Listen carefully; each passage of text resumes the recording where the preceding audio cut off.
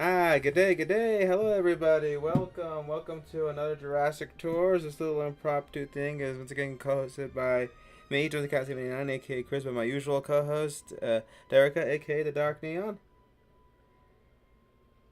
Everyone, welcome to join us for this very special, well, end of the month, I suppose. Yes, we've reached the end of June. For some people, the end of Jurassic June. So I think that's why we wanted to squeeze this in because if we delayed any further, we'd be going into July, and we all know what's going on in July. The Fourth of July coming up, and we don't know if we'll still be here the Fourth of July because if there might be family plans, going to a beach, or hoping that aliens don't come out and decide to make their presence known and blow up every major city in the world. Although I think the way things are going now, people might actually prefer that alternative.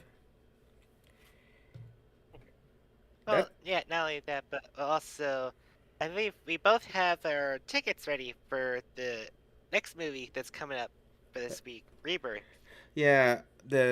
So we figured the time was running out.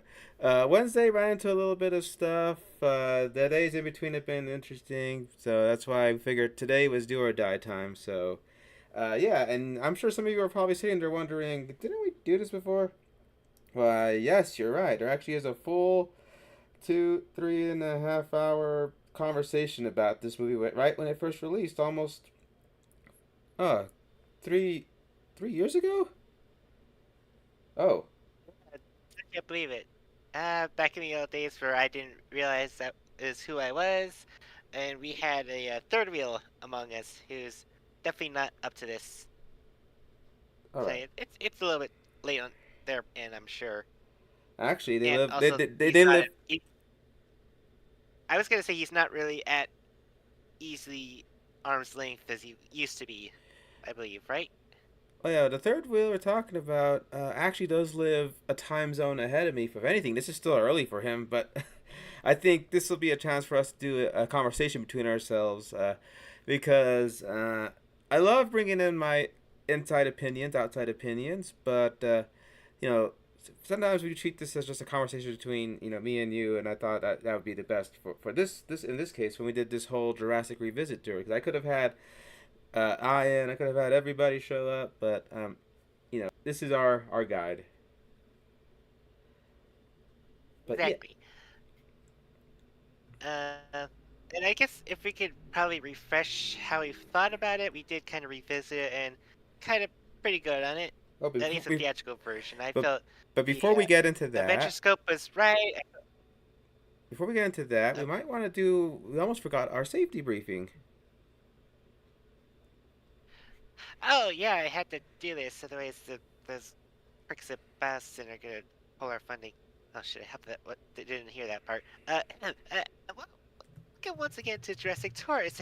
As a courtesy, uh, we'd love to thank the charitable services of Biosyn for allowing us the opportunity to explore the globe for what might be our most ambitious tour.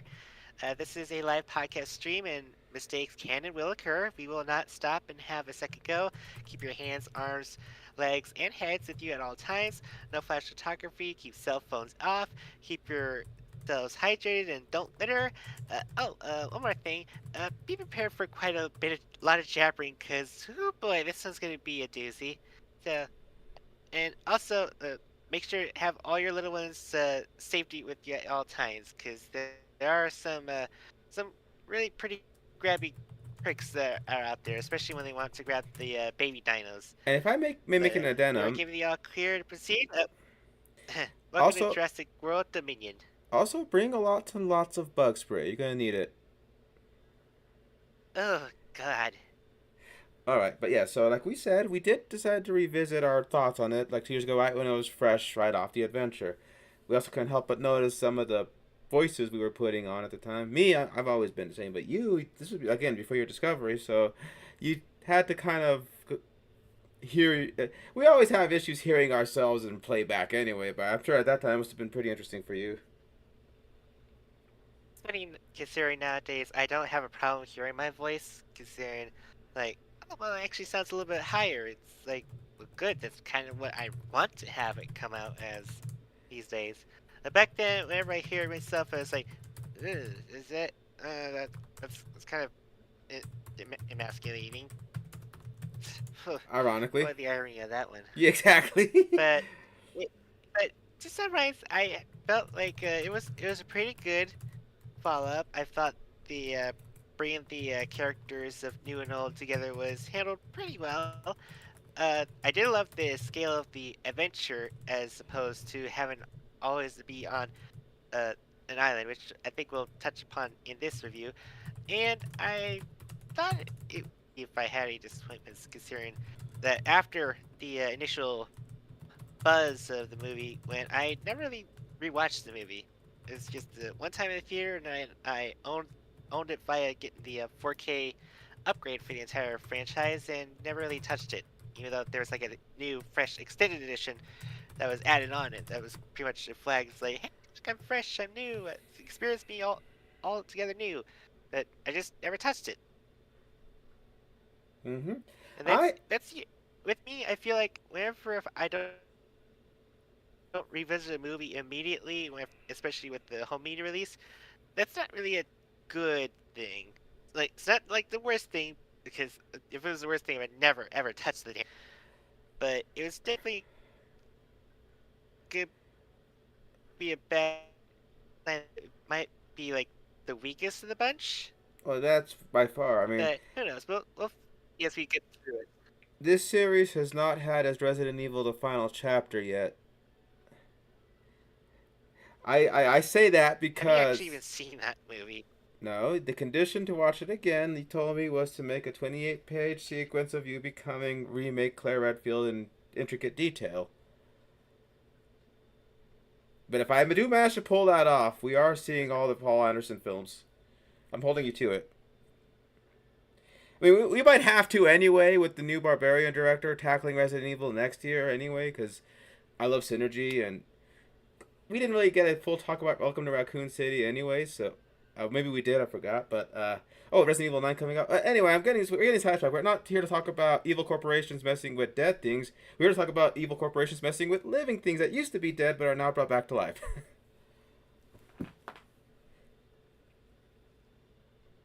But before we actually even touch on Dominion first, I assume a lot of us have want to know about our opinions of this one little measly miniature little thing that kind of popped up by complete surprise to everyone. The Battle at Big Rock short, which was directed by Colin Trevorrow himself.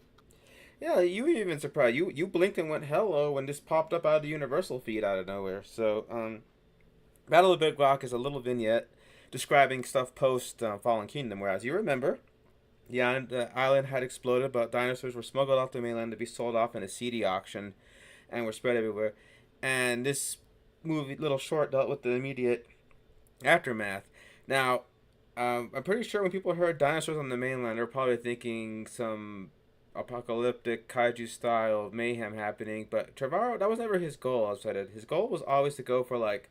Sometimes you go camping, and sometimes you'll see a bear in the distance, and it's a little humbling thing to see an animal that usually is out of your spaces in your camping space. So that's the kind of same vibe we wanted to go with the dinosaur. And I think Battle of Big Rock perfectly captures that vibe because we have everybody in a lively camping scenario, and everything just goes silent once Nasu Ceratops pops up, and I love how they're freaking out saying, "Oh, it's dinosaurs!" Or you heard what happened up north, and they're saying like, "Well, these are herbivores," which attracts the attention of a predator anyway. And they do have a little bit of a Oh, brawl. sorry. Yeah, they have a little bit of a brawl, but like this is again, if you think Jurassic Park is all about taking your dinosaur toys and smashing them against each other, for your amusement, then you really haven't been paying attention. To quote Ramsay Bolton from Game of Thrones fame, you would know one day. But yeah, so point is though is that they treated them still as animals, and also people jokingly say that Battle of Big Rock is a good PSA for it. This is why I don't want to have kids, because if it were me, people would say I mean not me, but people would say if that were my kid doing, I would either risk almost smothering the thing or just say to Allosaur, here, we'll make another one. Like I don't know. There's some people who have some wild takes in response to that short.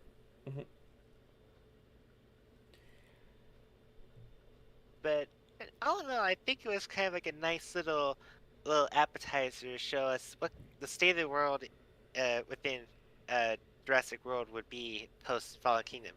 Heck, you even see snippets of footage with dinosaurs spliced in with actual YouTube videos. They're kind of mocked up and having the dinosaurs rotoscoped in to kind of showcase how the world is kind of a little bit just they're trying to handle something that's hasn't been seen around for well initially years and years, but now haven't been seen off the island for 20 years essentially overall. But yeah, I think one of the most obvious, funniest ones that that's a famous viral vid is the one where the wedding couple lets go of some their doves, and all of a sudden a predator comes in and swipes them. Which I think in the original was a hawk, and they made a pterosaurus in the updated version. But it was a fun little short. It had thrills. You were like biting your nails when the poor baby was in his car seat hanging off, crying his poor head out because he doesn't know what's going on.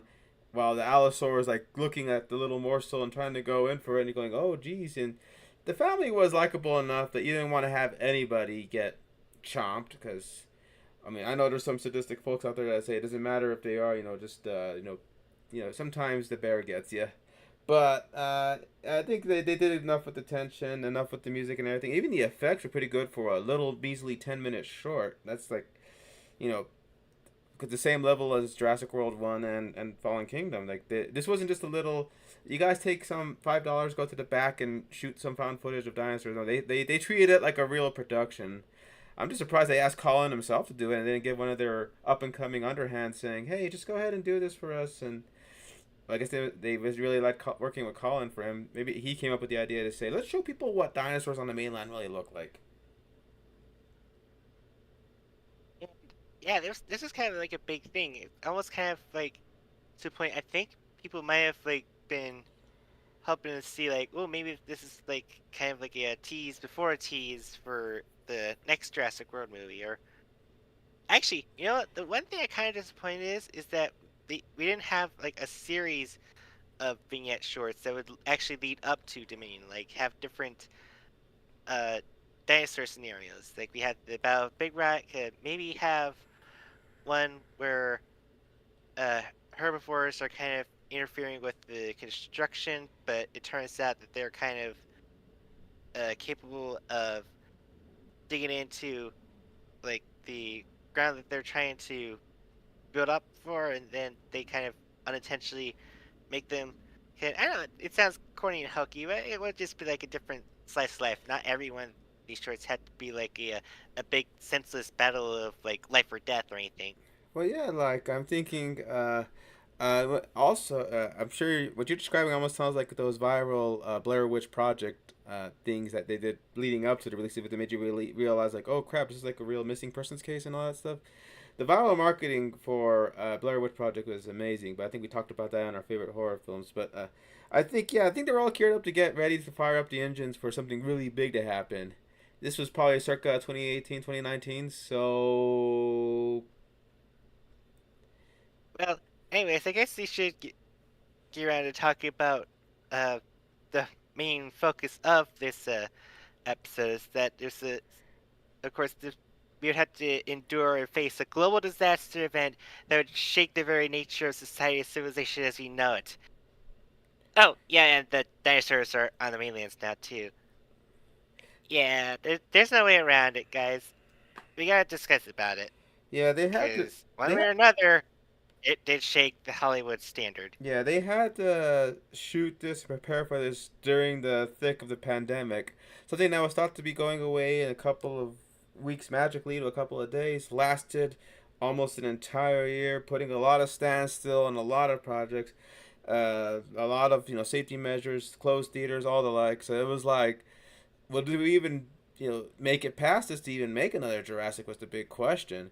And some stuff they probably had planned had to probably go back to the drawing board because of You had to be careful where you shoot now. You had to think, cast safety, all this stuff. I mean, and some of the behind the scenes, you're seeing people with the whole, face mask on to let you sink in the reality that, yes, this was during the time of pandemic, where you probably feel like, well, ironically, in the movie, they're dealing with a big life changing event, that man thought they could contain, that nature's, humbling us, saying, oh, no, you can't.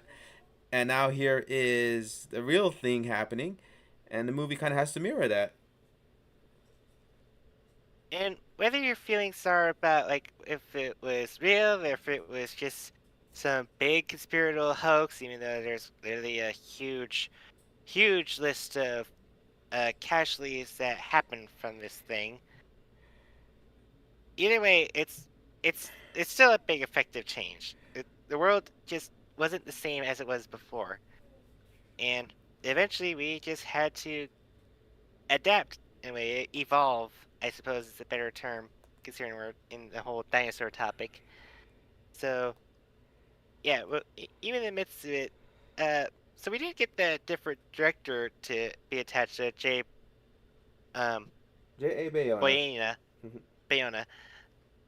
So the question is like, is he gonna come back, or are we gonna get a different director this time to shake things up? Well, uh, the Battle of Big Rock probably kind of signaled the biggest thing is that of course Colin Trevorrow is back. Yeah, yeah. Here's the thing: he was asked directly by Steven to do it again, and apparently, even though he was only a producer on Fallen Kingdom, Trevorrow really liked he inspired him to say, "I want to go back and finish what I started." He did put it on pause for a little bit because he was going to take a trip far, far away to another galaxy to hopefully bring a Duel of the Fates to a close in the closing chapter, and then that fell apart. But he called it his practice run for Dominion, the finale film. So he's getting ready to do that. But then, of course, he's got in Emily Carmichael of Pacific Rim Uprising and Black Hole to write Jurassic World 3. So, I mean, he did mention his goal was, he said that we don't want to have dinosaurs just terrorizing cities. This be unrealistic. I mean, everyone is saying the same thing. There are armies in this world that if you had a fleet of raptors running away. I'm sure that they ate a small task force, but eventually, any animal control would just, obliterate the animals if need to be. It really doesn't need to be considering that there's literally only one Velociraptor, well, for the moment, and she's really not going out to be causing a lot of mischief and mayhem. She's gonna keep uh close to home, so to speak. Yeah, they were actually starting to film in 2019, no problem. They got the cast together, they were ready to go, and then, of course, the pandemic happened, and they ran resuming production within several weeks. So they were post production work on footage already shot, so mostly dinosaur stuff. So this helped them work on things. So yeah, COVID did end up, having an effect on them, but I think it helped some of them grow more closer, um, as it is. They resumed in July 6th, and there was him and the cast formed a close relationship when they lived together for 4 months. So it allowed the characters to really have that sense of, wow, we really have become a family unit. So I'm pretty sure, and it does work because when you see like Owen and Claire in their cabins, you do get a sense of, you know, they've really gotten close to each other in this entire time because of probably it's shaped by their experiences being locked up in a hotel for 4 months and stuff like that while they're figuring stuff out. Exactly. And so, but Colin wasn't the only one that was actually returning, because as it's no surprise that, of course, the big news was that not only was Ian McKellen coming back, but also now uh, Laura Dern, funny enough, fresh off of The Last Jedi of all things, and even Sam Neill. So basically, the original trifecta was coming back for especially essentially the last chapter of the original Jurassic World trilogy. Yeah, so according to this, Laura Dern expressed interest in reprising the role. Was ready discussion by the time of the filmmakers. Trevor announced in April 2018 that Pratt and Howard reprised their roles along with everyone else from Fallen Kingdom. Then Howard said her main desire for the film was to include more characters from the trilogy, and that was Sattler and Malcolm. And Trevorrow suggested to Samuel could reprise his role as Grant. And the film marks Neil and Dern's first appearances in the series since 3. And he had a breath. It's so funny to have them all three together because they said that they collaborated with the three actors to ensure the characters would be consistent with previous films, which is true. They didn't suddenly change or act differently. They act just as you remember them. And he said that the film would answer questions about characters like who are these people now? What do they make of the new world they're living in? And how do they feel about being part of its history? Hell, even Neil had to get back into shape to go ahead and do it. He said by running. Yeah, so it did seem to be a bit of a big push for nostalgia, but then again, that was always the name of the game from like 2015 onward. That was kind of like Hollywood's like go-to function, but there was also this unspoken need of a return for theaters, especially as COVID and the whole pandemic was kind of weighing down. But there's the whole shift, as we talked about, the society and civilization change. There's a lot of people that have become more comfortable and more docile to streaming, and how that for a time that was another method of getting some entertainment. And some studios were kind of pushing back at it, especially with Paramount, because almost every Paramount movie, like post-pandemic, they would always start the movie when you go to the theater. There's always a message from actors and the cast and the crew thanking everyone for coming to the theaters. It's like it never stops. It always happens. Well, yeah. Like, I mean, like I says, one of the first movies back from Universal slate was their ninth Fast and Furious movie, which included a preview for this movie. I went to go see it for that because I actually enjoy the Fast movies. They're big and dumb, and that's partially why I like them. It's funny that they made 9 of those. I mean, we're waiting for part 2 of 10 to come out. they made 10 before that second part, because the Hobbs and Shaw spinoff. Oh yeah, yeah. But yeah, so this was during that period where they were releasing a lot. They were doing stuff that was simultaneously releasing at home and at in theaters, and I believe this was one where they kept I it exclusively because they did a few, like they did Five Nights at Freddy's, both and Halloween Ends, both at home and uh, in the theater with their new Peacock release. So And yeah, funny enough, even despite that, the movie managed to actually get a huge reception of people going to the theater rather than just streaming it. Of course, it didn't. It kind of helped that it was a horror movie released near spooky time, and of course, where are kids and families going to be seeing for a spooky good time than freaking animatronics going after people? but yeah. Oh, so but it was solely theatrical with a smaller window because I was at par for the course of the time. Paramount still plays it that way, like if they're still in pandemic time. That's why their movies leave early sometimes. But Universal, yeah, they this was during that time where this thing released in May and was out to buy on digital by July 14th. Like so, at least 2 months in theaters. So, but yeah, people wanted to go see movies again in theaters, and this was one of the ones we did back. And it did. It was one of the few films of that year to hit the billion mark, which is unheard of at post 2020 after the pandemic theatrical shutdowns. Funny, I heard it was like something different, but I guess it was like an overall number, not uh domestic. Oh yeah, the opening, yeah, but I'm talking about like it was one of the few films. Like I said, yeah, it had a it boxes of 1.4 million, and opening wise, it did okay for the series. I mean, I think the series best is still the first Jurassic World. That's the one that made it into the billion Oh, dollar club within 19 days or whatever. at the time, mind you, because we don't know about Rebirth. Oh my, especially considering the fact that it's coming, the Rebirth at the time of recording this is going to be coming out literally the weekend of July 4th, and Well, goodness knows, someone it. Mark my words, it always happens if there's a movie that comes up for the July 4th weekend, there's a whole ton of people that go see it. I've seen it happen before. That freaking that Minions sequel like managed to get a lot of bang for their buck for that one. Yeah, although that is if people are still going to go see it because there's some people who probably already seen it, but all these secret screens and mini screenings and influencer screenings they've already done to the point where there's already reviews on YouTube of the sucker. I guess Oh Universal yeah, will. but not I get yeah, but not everyone is able to have like special screenings. Like But according to this, I'll get to this when we got to talk about the reception. But Dominion's opening is the fourth largest opening ever for Universal for a weekend, behind the other two Jurassic Worlds and Furious 7.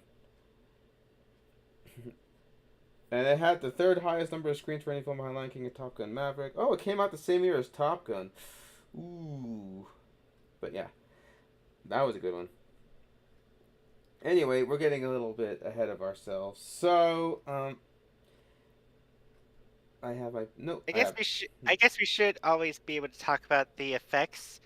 As always, Josie and I looked at the bonus features to see like what did they have to offer for this time, and uh, they had quite a good bunch. Especially with the two particular, actually three particular instances that kind of surprised us. One was they made a full length Dilophosaurus animatronic, right down to having the legs work, Which was which surprised us. And initially, Josie thought like, oh well, they put all that work and we didn't see legs. And then we did see a clip of like, oh wait, no, they have the legs shown on the screen. Of course, it was in a reflective that's surface. like supposedly it broke while over there, so that's why I guess they limited what they originally planned for the little thing to do. And they admitted that it was kind of hard making one of those again, given that no molds exist from the one made in '93. So they kind of had to do like what they called, like archaeology and paleontology, just looking at photos and stills and molds and try to match it to what they remember the Lafo looking like. To be fair, that that method has always been a thing, especially if you're like a super huge fan. It's, Hmm. like fans are really meticulous down to the point where they'll look through details. I mean, goodness knows, look at Galaxy Quest sometime. Those aliens really worked wonders recreating Or a spaceship from nothing. or of real life people. Look at Rob Zombie and what he did with the first Halloween when he made the new Michael mask, saying that the shape has never looked this good. So of course he chose to rot it for the present day sequence, but still, when it comes shows up in that brief moment, pristine and new, you going, that's probably the best the mask has looked since one. But yeah, the point is, Yeah, super fans will do that. So that was one effect that surprised us. The other effect that was a big surprise. Giganotosaurus was an animatronic. Of course, when you have your big carnivores, there's always going to be an animatronic. What surprises though is that the animatronic is basically in almost every shot of the movie, especially whenever there's like a lot of action and moving. They kind of did fusing the huge practical effect with CG body that's kind of overlaid. Kind of like the Indoraptor, kind of. Yeah, exactly. Oh, Although but this was a bigger scale. The Interraptor at least was a little more feasible. This thing was a huge thing. I know the third one that surprised us, the flippant Dimetrodons. Oh yeah, that. But then there's also the fact that they have a full on. It's it's funny. We haven't seen like a full on uh living self motorized for the most part dino since the baby T-Rex. But this would be uh Blue's little baby girl Beta, who's like a full top to bottom practical raptor, and almost every shot where she ever shows up in the movie, that's she's a practical shot. Yeah, there's a few CG overlays, like some of the running and stuff that she had to do, but for the most part, is a lot of her stuff is rod removal. So she's basically like the Jurassic World's BB-8, essentially. Hmm. Yeah. So, yeah, the effects they're not slouching. I know people like to talk about the epidemic of horrendous CGI and big blockbusters where they pretty much slave drive the VFX guys to death to the point where okay, the shot barely passes, just put it out there, just put it out there, and then people look back and go, "Who made a pass on this?" But that's not the case with Dominion. Every effect shot they did has been polished to the umph degree that they could on a feature like this, to the point where the prehistoric opening that was used as a preview for Fast and the Furious, has some people consider some of the best dinosaur movement on screen, bar none. I still feel like they should have like kept that intro for the theatrical one, but well, it's back in the extended edition. But yeah, so yeah, the effects they definitely are up there. The money, this thing cost almost $300 million, so you better have every money on screen. I'm sure some of that cost had gone up because of the COVID protocols and such, but for the most part, yeah. Um, so let's see. The premise, of course, will be this is like several years after the events of Fallen Kingdom. Dinosaurs are now present on the mainland, and people are learning to adapt to them, and the animals also have to learn to adapt to a place they're not familiar. Like you have a presentation done in a This Now style news presentation showing about how some of the animals just are finding it tricky to adapt, especially some of them who are raised in a tropical climate, having to deal with climates that are not their own, like winter and stuff. So it's like it's a matter of finding balance.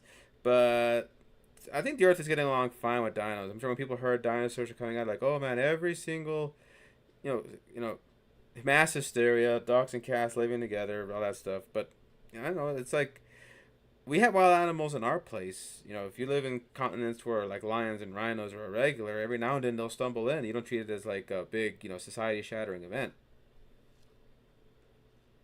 Especially with the fact that the big carnivores are usually very actively tracked and scoured by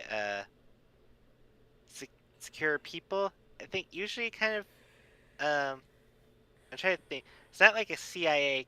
I think it's kind of like a branch of CIA that deals with the wild animals out of Well, captivity. and Biosyn took a huge contract in rounding up most of the animals anyway. Exactly. But while all that is going down, we revisit uh Owen and Claire, who are now at Owen's finished shack that we saw being built in Fallen Kingdom, helping raise Maisie Lockwood, the lone surprise clone of Charlotte Lockwood, who was like the big dark secret of the Jurassic Park productions. That literally she is pretty much like being hunted down just as much as like all these dinosaurs are, because like, well, it's a human clones, like we it something works, of course everyone's gonna be like, hey, how did it work, can we like be able to take all your samples and all that. Like, goodness knows that girl needs to just have a friggin' life. uh Concurrently, it turns out that our beloved Blue just happens to have a baby who's named Beta. And unfortunately, both Maisie and Beta are targeted and found by a bunch of poachers who have contracts with Biosyn to bring them to uh, the, I guess, the long-awaited return of the long-sought-after villain, putting in quotes here, uh, Dodgson from the first movie. Dotson, Dotson, we got Dotson here. Nobody cares. You're gonna hear me do that. I'm obligated to make that reference a couple of times because Dotson's involved. So the so Owen and Claire are duly bound to go back to not only saving uh, their adopted girl, but also Blue, who was pretty furious to make sure that Owen knows that he better come back with her or don't come back at all. Yeah. So In the meantime, there's also this weird plague that's evolving locusts attacking crops and farmlands, and pretty much affecting the ecosystem of our wildlife. Essentially, like basically our food is pretty much cooked unless you're growing biosyn, which is noted by our returning character, Dr. Ellie Saller, and she just notes that she needs to track down these locusts to Biosyn along with her longtime friend Sam Neill, and they reunite with Ian Malcolm, who's kind of, I would say he's covertly under Biosyn. He's like Ian Malcolm and covert. That's two words that don't really go well together. But needless to say, he is their inside word to get them into solving this mystery of how to handle um, what's basically like a ecological disaster that's in a wake. And these two plots are concurrently going to come to a head when, well, trying to describe it all, it does sound a little bit convoluted, but it's actually kind of like an easy story to get to. But yes, so yeah, the idea is, I this will be an issue I'll bring up right away. We went from living with these things to suddenly stopping the inevitable end of the world, like literal doomsday, as ecological collapse that'll wipe out both the dinosaurs and the people. And the stakes do kind of make me laugh looking back at it. Like in the old days, it was just let's just get off the island, or let's survive, or let's keep them protected. That was only the original, end game. But this one is like the literal fate of the world is in the hands of our favorite nostalgia characters and this family trying to get back their little girl. That's like no pressure, right? I guess it kind of does feed into the fact that we're no longer constrained on the islands anymore. We're never having people going back in and just kind of be locked in either these theme park gone rogue or these lost worlds uh, found and pillaged. Where the dinosaurs are now on the mainland, so we had to deal with them, and essentially to kind of counteract that, we're basically having this big adventure that's kind of affecting not only the dinosaurs but also humanity as a whole. And personally, I feel the adventure does have merit in that the stakes are no longer we had to get out and survive. No, there's no there's no place to get out to.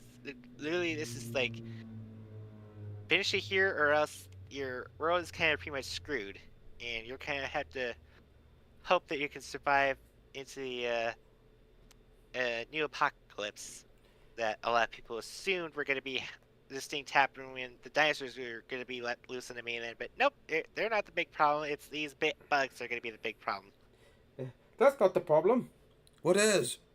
What is the problem? Rewrites. Sorry, just had to make that little reference. All right, so And if I could, I do have I did kind of note the pros of having the basically having the dinosaurs no longer be stuck in one island. It means that you're able to go to different places and see all these different places have to adapt and reconfigure themselves to handle the dinosaurs. Like specifically Malta, where we have this underground seedy hive of scum and villainy.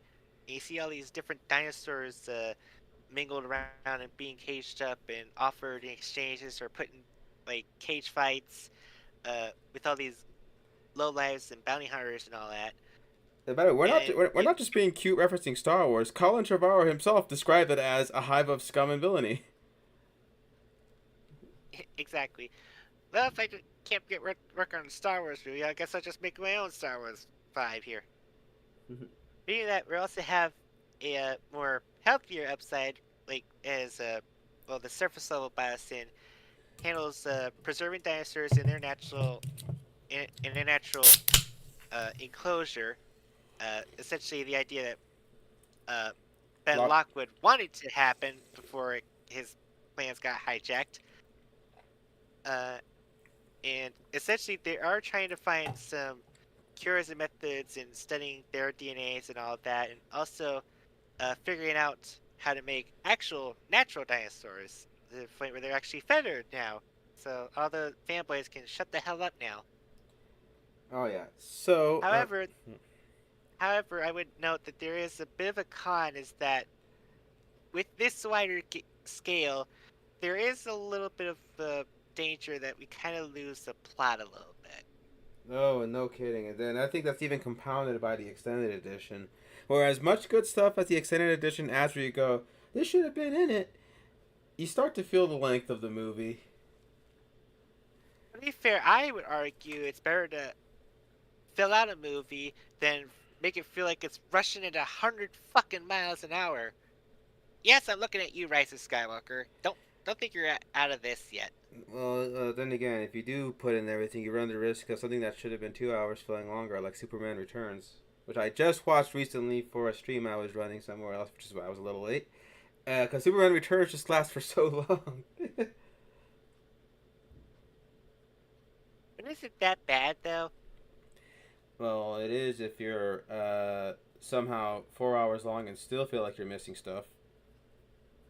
But anyway, I argue if you're touting yourself as being like the big end, the big conclusion, you can't like scruff out. Like even freaking Harry Potter knew this to the point where you're like, okay, there's no way we're gonna sugarcoat and cut down this huge ass book into one movie. We have to make it a two-parter. but no, Like yeah, if you're gonna be finishing off big story for not only one group of characters but also this other group that has grown up to this point in civilization, don't try to shortcut it. well, yeah. I mean, we saw the same thing happen in Godzilla versus Kong, the same pandemic here, where you had two groups that were supposed to converge, and they kind of had to cut out one at the expense of the other. That namely being the Team Godzilla team, because it was a primarily Kong focused team. So, I think this movie does try to balance out the A plot, Owen and Claire trying to save, Beta and Blue and Maisie, with the B plot, which is Alan Grant and Ian dealing with a potential world-ending ecological disaster. I think the extended cut does help balance that out a little more. In theatrical, it balances out just fine too. But like I'm saying though, is that I think they could have sufficed making one or the other being the main plot instead of trying to have we're gonna have them come like a train. All both cross space possibly eventually converge. That by the time you get to the convergence, you're like, we couldn't have done this 20 minutes earlier. I feel like the best case scenario that we could have had for a plot A, plot B kind of being handled is something like looking at Lost World. You have basically your recording your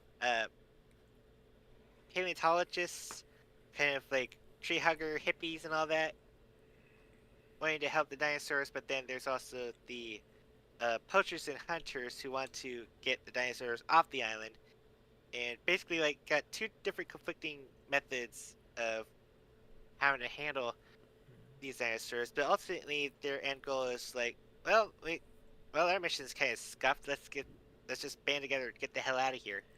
Mm-hmm. So, but yeah, like I said, the pro is you can go to all these exotic locales and see the dinosaurs in places we've never seen them before. We've already seen them in the jungle. We've already seen them in a bit of the urban jungle. So let's go ahead and see them in places like the savanna deserts, the oceans. Or just call it a Jurassic World, like the title implies. Although I think with the focused plots, I ended up making some of the parts feel smaller. So, it has both epic scale, but also is very contained. So that's the feeling I get with this one. I mean, if you even noticed in our thumbnail, there's all kinds of these big, grand, sweeping things happening, and you still got this little heart in the middle. So we should probably get. Speaking of, I guess that leads us to that's actually a nice little transition to talk about the cast finally. Yes. So as mentioned before, we already have a returning superstar at this point, Mr. Star-Lord himself, Chris Pratt as Owen Grady, the residential raptor expert, and now he gets to be a full-time dad to a person this time, which is different than being a dad to a baby raptor. exclusively making the prior one uncool in any way, though. But yeah, when we first meet Owen, he's kind of helping some Rangers. uh rangers helping herd in some different subspecies of the Parasaurus. Parasaurolophus.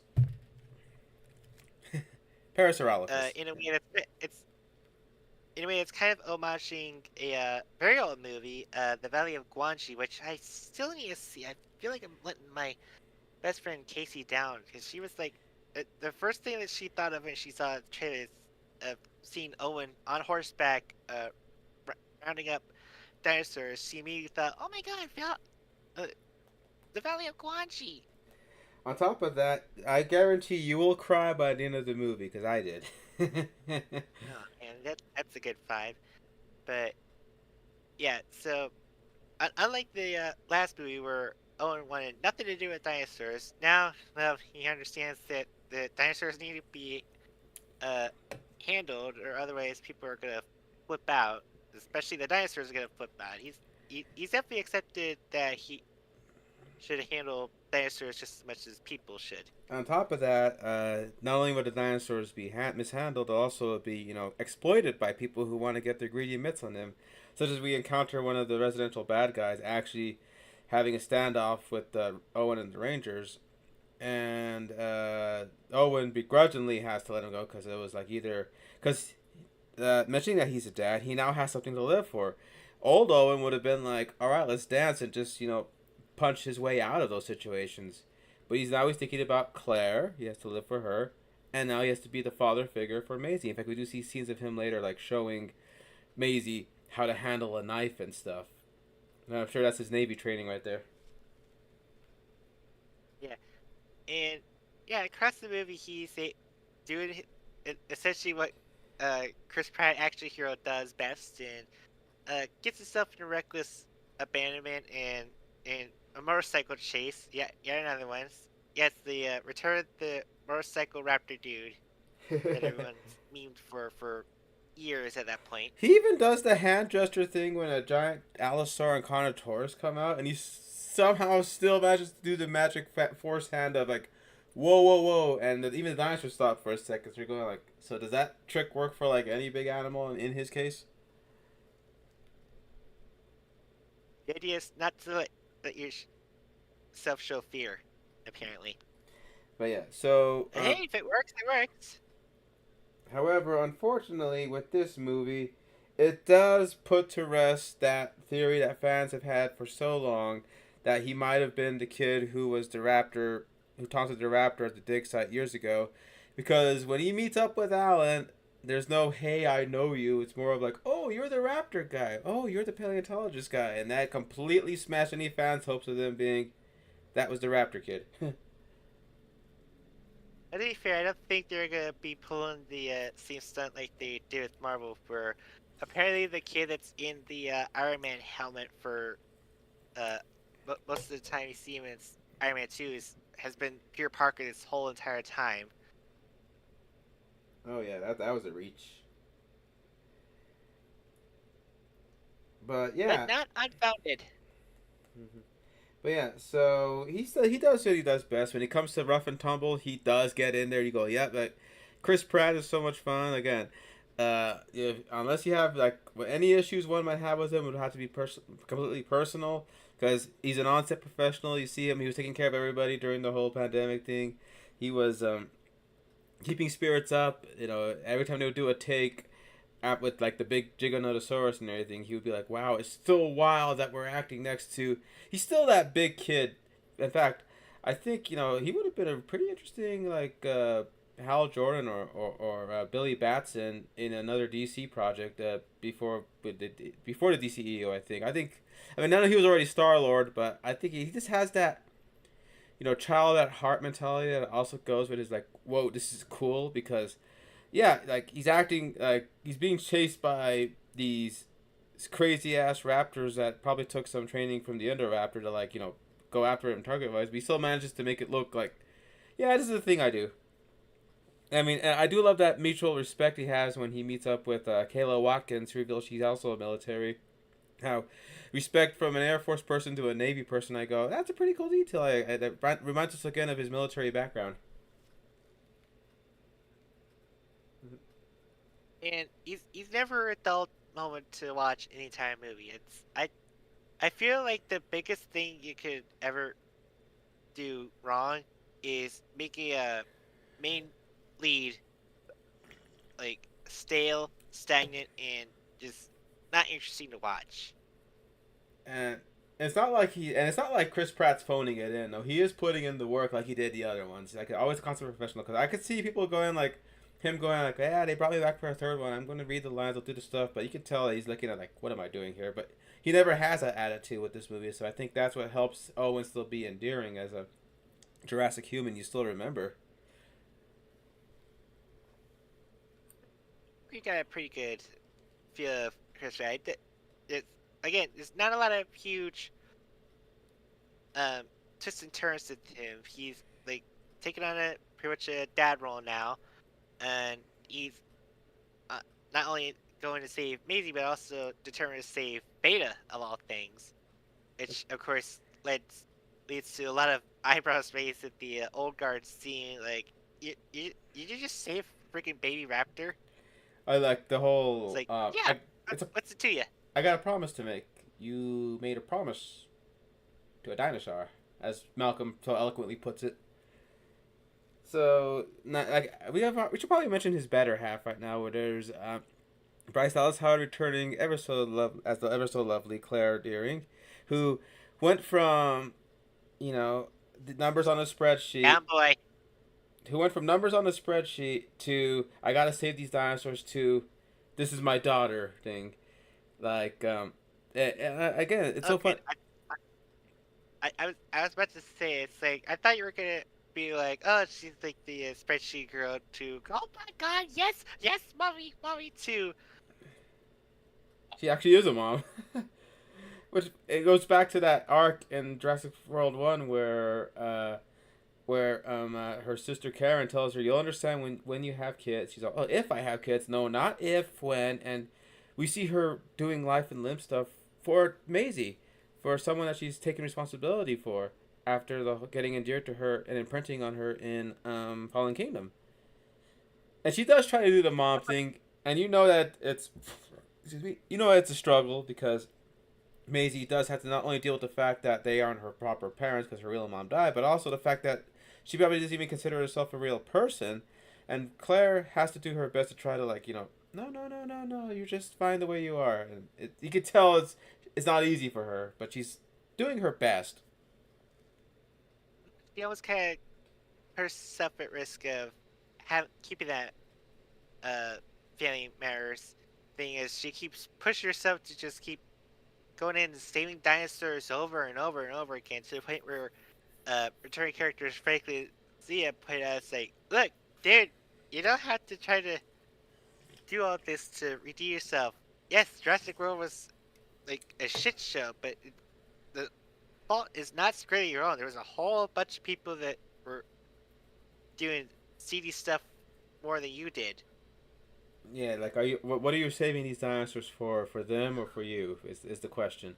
And I think again, she was trying to be a mom to Macy, but also balancing saving the dinosaurs. But she learned eventually like she wanted something to live for, and that was saving Maisie, and so she was willing to go to the point where she's trying to do undercover stuff, or even the other people are going, you're not good at this, are you? And she does. See, it's kind of moot though, considering that she's doing all this Tom Cruise shit, like jumping across rooftops, being chased by uh hyper raptors. I trust the Raptors. Well, yeah, I was just kind of like subsidizing them, but yeah, essentially she's just running from dinosaurs. She's jumping and leaping into planes and all that, and like jumping off of planes She does have with parachutes.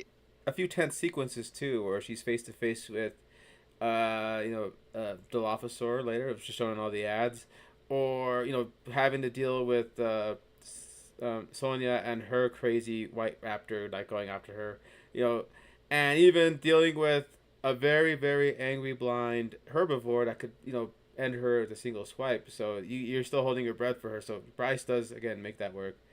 I don't know if it tops her riding on the back of a T Rex. I think that'll be the highlight of her career, but she did some good stuff here too. I think she was kind of getting. She might be uh on the fence of being like a notable scream queen, considering all the screams she does in this movie. Oh, more so than the last few. So yeah. Hmm. Oh, also, Shanana, she runs into so much stuff. Pterosaurus poking at her. Running away from the Therizinosaurus. You know, almost getting a loogie in the face from a Dilophosaur. God, oh my god, the fucking bugs that she has had to walk in a room with. Yeah, don't like one little set off would make them swarm, and she did not want that. Hell, even the Giganotosaurus gives her a close call where we were going, oh no no no no no no no no no no, when she almost gets dragged out the window by him. And you had Owen run up to the thing and stab it in the nose.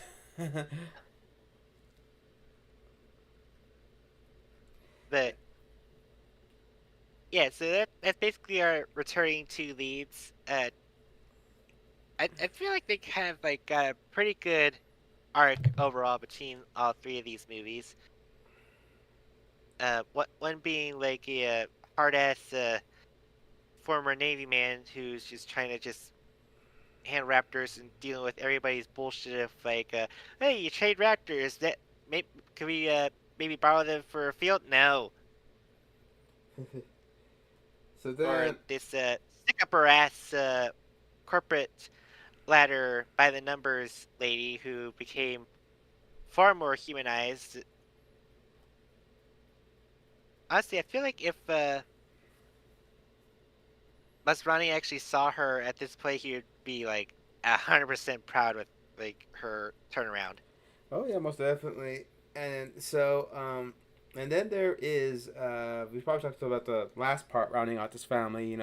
Isabella Sermon returning as Maisie Lockwood slash Grady, and she's been kind of going through it. She's went from being that little spunky preteen to now being in the full teenage adolescent angst. Because again, not only is she an orphan that was picked up by these two, but also she's finding out she's a clone. So she's even saying I'm just a copy of somebody else. So what's my point? I think she's going around a little aimlessly to the point where to keep her safe from poachers and bounty hunters, they kind of have to isolate her, and she's thinking you know, they're not even treating me like a person. They're treating me as this thing that has to be protected. So she has to, of course, do with the teenage thing and rebel.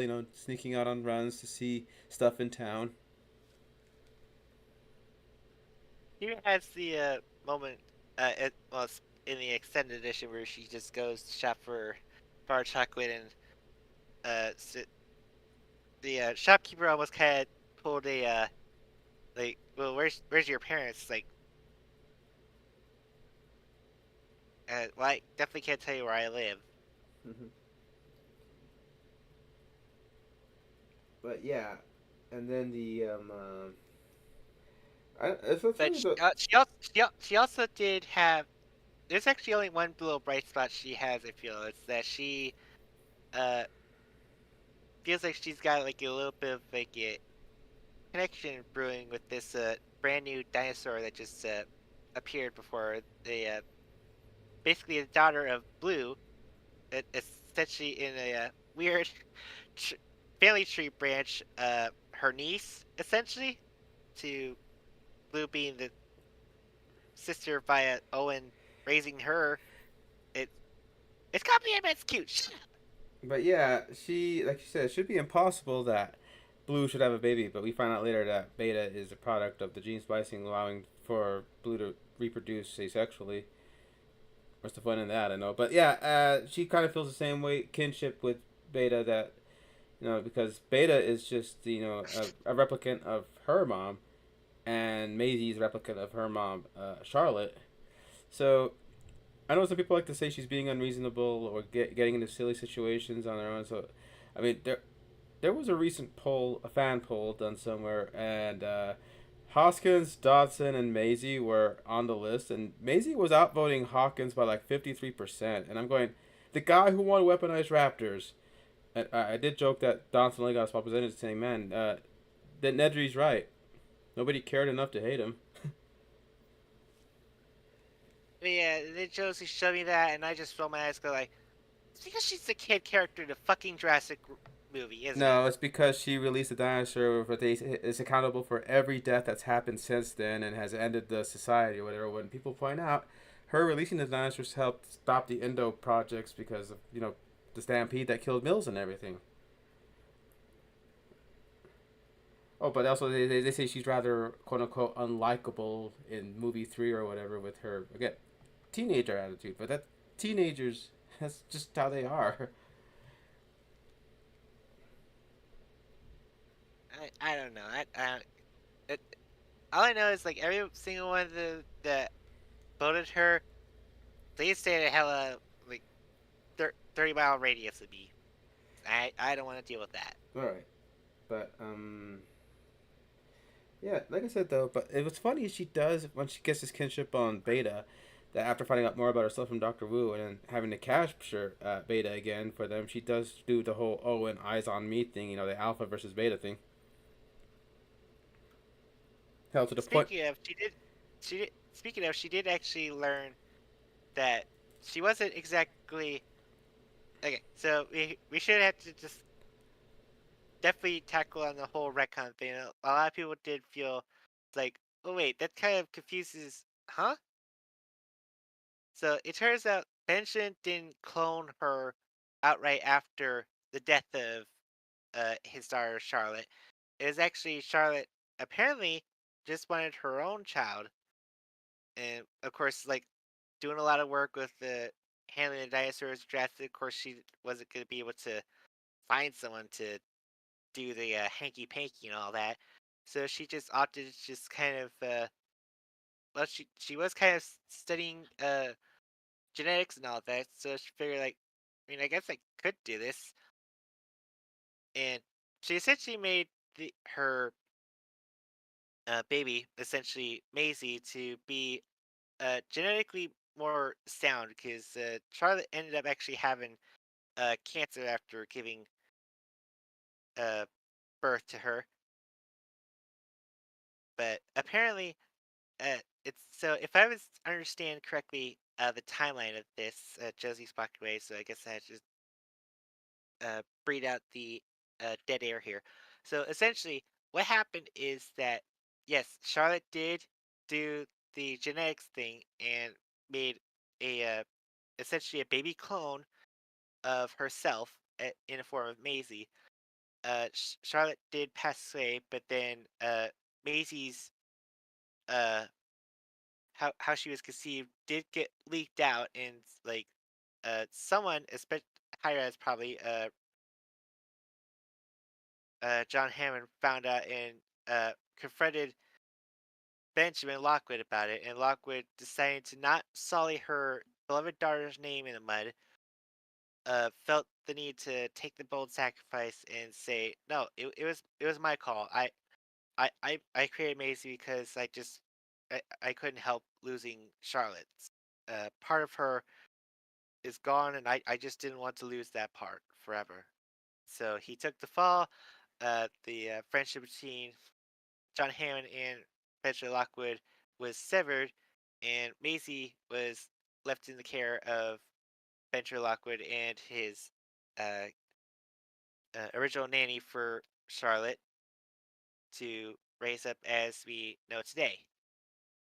And I know there's a lot of people who kind of point out there's timeline inconsistencies going on, and I haven't really checked to see the timeline handling of when John Hammond passed away. Let me just take the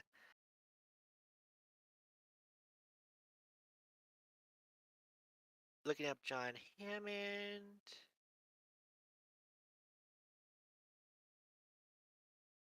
Did it's bear with me here, guys. Okay, so blah blah blah.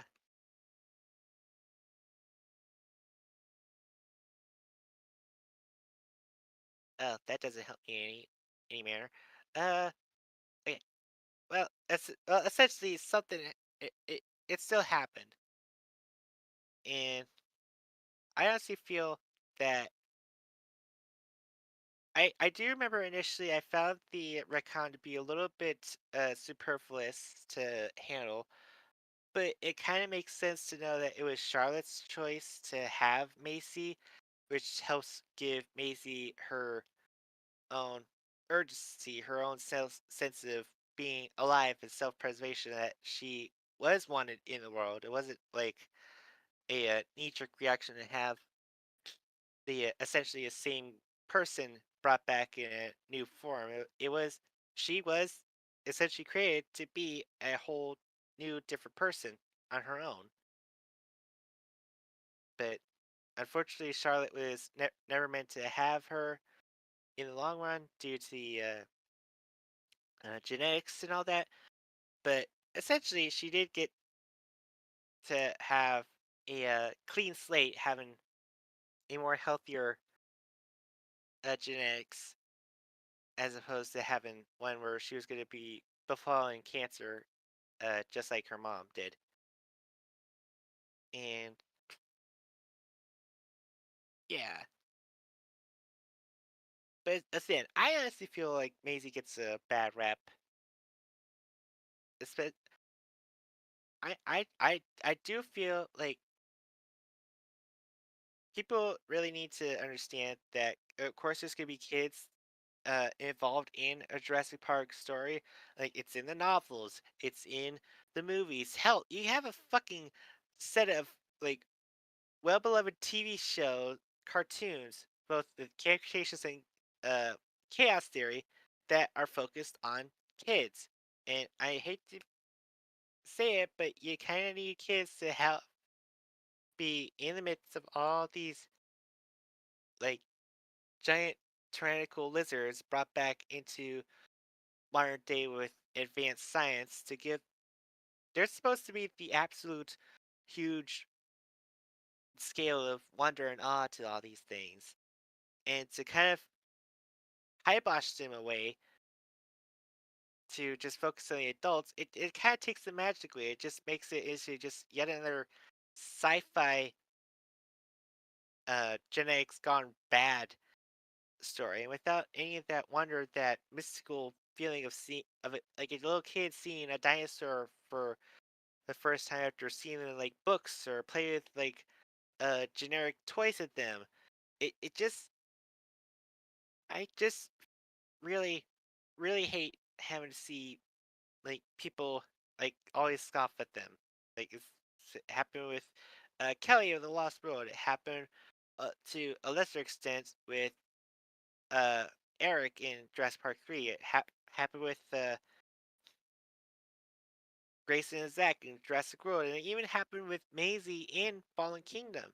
People just don't want little kids apparently, and I'm just so sick and tired of it. And Josie's still not back. Okay, what else am I gonna be able to cover up this dead ear with? Boy. Well, I guess I feel I don't know. Shoot. Well, just checking in the comments down here. There's still nothing, no word if anything. If anyone's even hearing all this, I didn't want to bring the mood here. Uh, uh, oh boy. Ugh.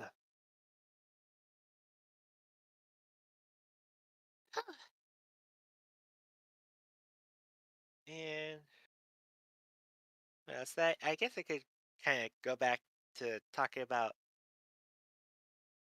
Chris Pratt Bryce Dallas. Uh, but yeah, so I do feel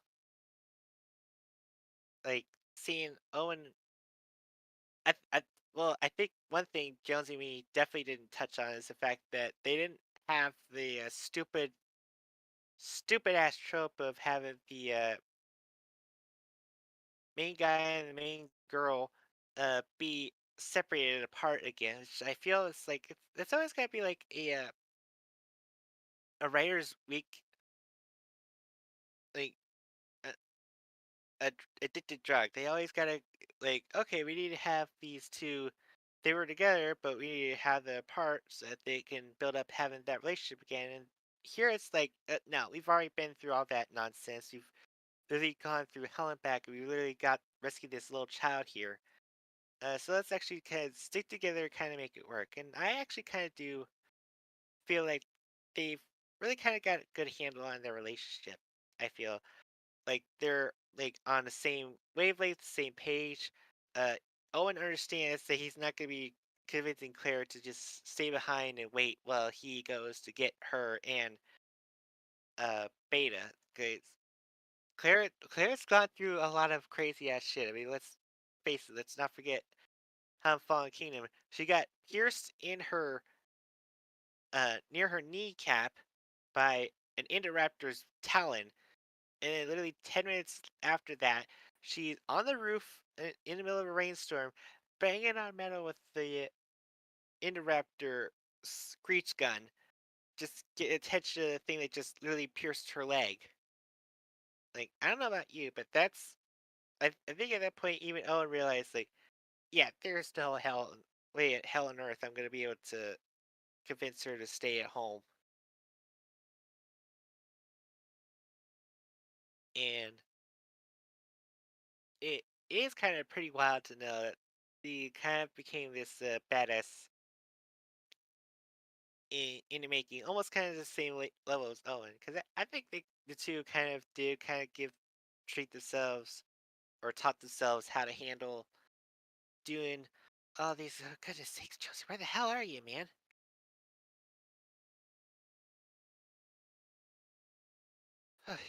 uh, but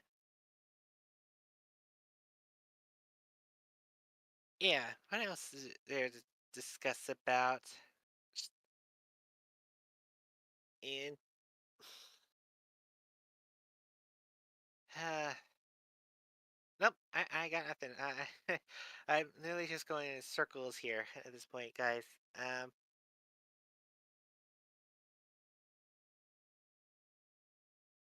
because otherwise, I mean, I do have the itinerary here. I can keep going and talk about characters, but I feel like we're gonna have to throw it back as soon as Josie comes back so that he gives his thoughts on them. And uh,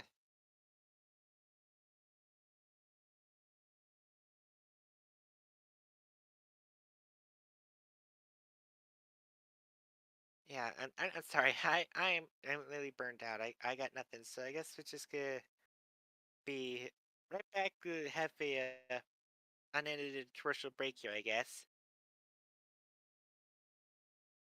Oh, actually, speaking of commercials, you know one thing I really liked that came out for during Dominion, the Dr. Pepper's dark berry flavor. It's like I can't tell you how much I really miss that flavor. It's I don't know. For years I tried to always try to have Dr. Pepper because obviously movies I like Spider Man or like would have partnerships with the soda, and I'm like I, I'm always the type of fangirl that would want to get in on the hype and all that. Of course, I want like to. I guess you call me a shill in some weird way, but I would kind of want to be able to drink or eat brands that are kind of associated with something. Uh, but in my past, Dr. Pepper, it's like by my count, 3 times the original Dr. Pepper I tried did not like it. But then the dark berry came around, and I decided to have a go. I didn't was surprised by it. Oh, thank God he's come back. Were you able to hold it down? Barely. I literally had to just go to the tangent on freaking Darkberry Dr. Pepper of all things. Oh, I thought you were just gonna go ahead and move on to the next scientist or the next part. Oh no, because like I even literally just discussed two uh wherever future fans who revisit this later on that if I even did, we would have to double back anyways to hear your thoughts on them. Huh, I like this. So, you were talking about the retcon and how it pretty much Lockwood did it to save face because I think all Eli had to go off of was the hearsay. That's what he said. You know, Hammond was right. This thing's too truly unholy. But he did it to save the good name of Charlotte, who experimented on herself.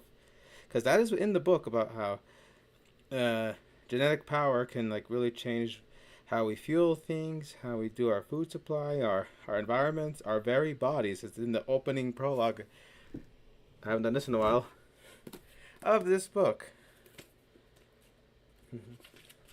I But yeah. didn't touch on that retcon thing. I didn't touch on how Mills kind of like uh, TLDR'd it in a way to kind of make Benjamin. It's like, oh, you think I'm a bad guy? Well, Maisie's a freaking clone, and that's why John Hammond and Ben Lockwood separated. So nah. Yeah. But like I said though, she does come into her own and realizing that she is her own person and better, and she's the key to figuring out the key to the locust. You know, Doctor Wu was able to say, "Yeah, your mother was much more brilliant than I ever was." To the point where I jokingly said, "Who are you and what have you done with Wu? Because this guy is way too humble." But What's the term again? It's like pro sees pro. No, that's not how I word it. It's like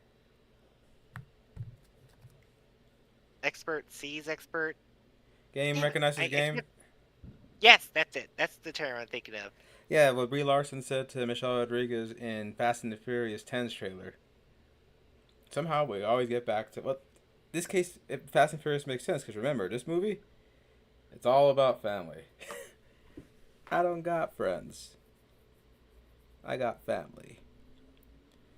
But anyway, so yeah, like I said though, I think people saying that Maisie ended the world with her decision are just overblowing it and going off of what they hear than actually, you know, seeing it and figuring out for themselves. Okay, so we probably fall on to that. She does her getting trafficked around does catch the attention of some people who, even though people are dealing in some seedy stuff, they still have hearts. In this case, DeWanda Weiss as Kayla Watts, the courier for this whole thing, who gets swept up in this adventure due to the fact that she did lay eyes on Maisie. Yeah, I feel like of all the I know it feels bad to kind of bring up this whole culture shock thing, but of all of the movies and franchises that brought in like persons of color or especially the female ones and how fan bases kind of react to them, I feel like nobody's actually even talked shit about Kayla Watts in any disregard or anything like that.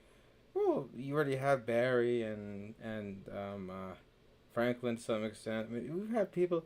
I don't know why. Like I said though, I think having Kelly way back when in The Lost World helped people desensitize to that fact that she doesn't do nothing to demean Owen. She doesn't make him look bad. In fact, they're seen as equals. Like the scene when they're both facing up against the Power Raptor, they both pull out. She pulls out a shock stick. He pulls out a knife, and they're both getting ready to tango. And also the fact that she kind of instantly realizes like, oh, this person is looking for a little girl. Yeah, okay, maybe I should get myself into the business here. Because normally, I guess huge props should go to DeWanda for being able to pull off a role in a way that doesn't like cheese out the fan base. Because I hate to say it, but like fan bases in 2020s and onward have become really, really, really high strung to the point where we have what we call the grifters. all right, yeah. Because this being a global movie, you're gonna have global personalities, and DeWanda fits that, and she fits in pretty well. I remember some people theorizing why couldn't she have been like a an updated Kelly Malcolm or whatever, but I think that makes it too small trying to connect the character to the past. She's cool enough to get her own Lego set. Like I haven't built it, but I do have the Quetzalcoatlus attack scene with her playing, and it comes with Kayla. If anything, she's kind of like a Han Solo type, but not in the morally ambiguous, not my problem type way, but more like he pretends to not care about, they just do the job, but inside their heart, they know when something's wrong, they got to speak up. I don't know why, but my mind just immediately thought of that she would be a character to fit into something like Tailspin or something. Yeah, she Am would. I wrong? It's like a counterpoint to Baloo in that one, yeah. Okay, but like I said though, not much to say other than that she gets introduced right away and she does do her job well. She does have a funny point where she helps stop the officer from spitting and gets some spit on her glove, which even she's Which is which is weird considering the way they framed the shot. It looks like Owen was the one that got his hands in dirty to stop the Dilophosaurus. Unless she managed to turn her right hand into a left hand and then turn it back into the right hand again. continuity Yeah, stuff. I think someone fucked up on the editing there. Yeah, but like I said, DeWanda does do a good job with like I said. I mentioned earlier, like she brings up that she joined the thing because she's an Air Force pilot, and because she got that from her old man, I think. Oh yeah, that's another thing. I think that's another thing that the fan base gives credit. They don't like shoehorn or put in your face like her backstory. They kind of let you get through the environment osmosis. I feel it's like it's show don't tell kind of thing, which I feel like it's kind of being a little bit of a lost start these days, especially with like big franchises where they have to have like characters from all walks of life being involved in the story. But in here, it's like you kind of only get like a little bit of a hint to it, but then the rest is like entirely up to you and to read the room, essentially. Also, she does get to have the extended cut does give her an extra scene where she has a microceratops that the guy wants to buy from her so that he can put it in the dino fights because they have caged dino fighting. And she says she likes him because he has a good spirit to it. It leads to the damn thing decapitating an oviraptor to the point where we're going like, I don't remember this in the theatrical. Flawless victory. Actually, yeah, it was a pretty easy victory for him.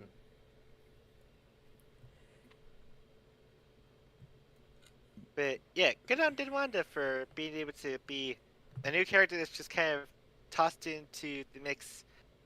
Uh, essentially, it she wasn't like tossed into the last minute, but in the grand scale of like returning characters from the first series of movies and recurring ones from the first world She's onward, she's able and to make an her being impression included in the third one.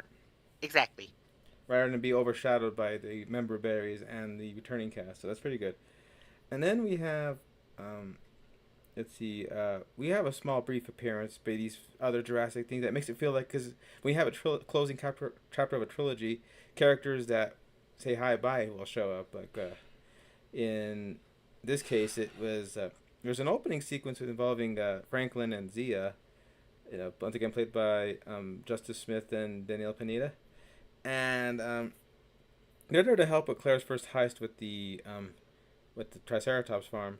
In fact, the extended cut adds more scenes of them. So otherwise, in the theatrical cut, Franklin is just there for the CIA job that he has. Because he's there to drive away Claire and says, "Okay, I'm done breaking into stuff and getting chased and shot at. Like I'm gonna get an actual job that allow me to actually make a difference." So he turns out that he works for the CIA, and a lot of Jurassic World members were picked up for the CIA, as a matter of fact. Like Barry, he's back from the first Jurassic World, which I felt like he's kind of missed out on for the second one. But if he is there, kind of make I think he would be able to get Owen out of being cornered at that moment with Blue. But But yeah, needless to say, his the return is very welcomed, and it's not a wasted opportunity.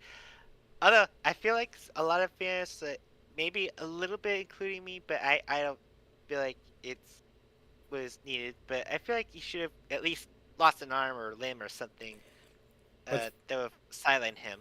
although what's great though is that he does have that moment where he has to pull an Owen, or even he points out I never could get that trick right, man. I'm always off by the timing. Well, because life or death situation with an Atrocitor after that could, mess him up. And Owen says, jump out at the last possible second to get in the cage. And he's thinking, I never get that right. But yeah, First time for everything. it is good to see him. Okay, you really do buy that Owen and him go way back. That it's like, hey. And I'm just glad that Barry, because I got nervous when Sebastian Stan, off the shelf Sebastian Stan was there, and he gets taken out by an Atrociraptor. Like I even had to blink and tell Erica, is that Bucky? There's this fellow with longish hair and scruffy beard. He's all like, oh, CIA open up, that kind of thing. And then a raptor comes in and. But Barry's good, and like I said, of the three, Zia is the one I thought, oh, we could have had more with Zia. Maybe she could have done a checkup on Beta or something, but she's just there for the Triceratops scene and say, yeah, this baby's sick, and she's thinking, yeah, I'm also done getting shot at. But it was nice seeing her again. We were also supposed to get Laurie returning, played by Jake Johnson, but scheduling conflict with Spider-Verse prevented him from being able to appear as with the code restrictions and everything. So his role went to Franklin because I think he was going to be the informant to tell Claire, we tracked this guy. They may have your daughter. So that was supposed to be Jake Johnson's contribution because he's a longtime friend of Trevorrow. So of course Colin would have wanted his friend to be involved in this last ride. Well, c'est la vie. So, Okay, now I we're guess gonna we could start talking about the Biosyn uh, set of characters. You got like the good ones, and then we got some seedy ones to talk about too. so Because we of have course, every corporation always gotta have a few bad apples in it. so we got Ramsey Cole played by Mamadou Athi, and he's the guy who's like super into like Ian when he meets up with Ellen, and Ellie's saying, "Oh, what a genius he is!" And, like they say, never meet your heroes, but he's everything I imagined in person, and so much more. And even Alan's all like, "Well, how long have you spent with him?" Only about a few weeks. And then you get no. He says not nearly enough time as I want because he really looks up to him, and he's seen as he's the guy that pretty much is the guy actually helping run Biosyn, making it look legit by explaining how, oh, we have all these species, we know what they do, we keep them herded. Like if you were someone looking for an evil corporation, you wouldn't think so with someone as saintly as this guy being at the front going, no, how can they be a bad company? They gave this young ambitious man a chance to like make real change with the dinosaurs. Head of research, you're going like, wow, so this company must be legit, right? So I think that's his purpose. But even he knows, yeah, we're doing some crazy stuff with the locusts and everything to the point where when Alan and Ellie thought they got busted, he's the one telling them, "Did you guys get the samples?" Yeah. And it's funny, up until that point, we honestly thought he was gonna be like made into the fall guy essentially. Because if you're an evil corporation, well, if you're like a big corporation with a lot of seedy underbellies, of course you're gonna need to have a patsy to kind of take the fall for you. Like it wasn't me; it was all this But guy. no, he was definitely a lot more smarter than they gave him credit for. To the point where even Dotson is surprised. He thought, I always saw you as a younger me, ambitious but headstrong, smart, intelligent. You were gonna be willing to make the changes, but he thought, no, I'm nothing like you. Good. Mm-hmm. So yeah, so he does a good job at being the like I said, it's so funny how in Star Wars, I mean, in Jurassic Park, you can have this gentleman play this role and not have it make 1,020 videos about why this guy ruins the Biosyn Corporation. Now, if you had a blue box and a wand, maybe people might have something to say about him, but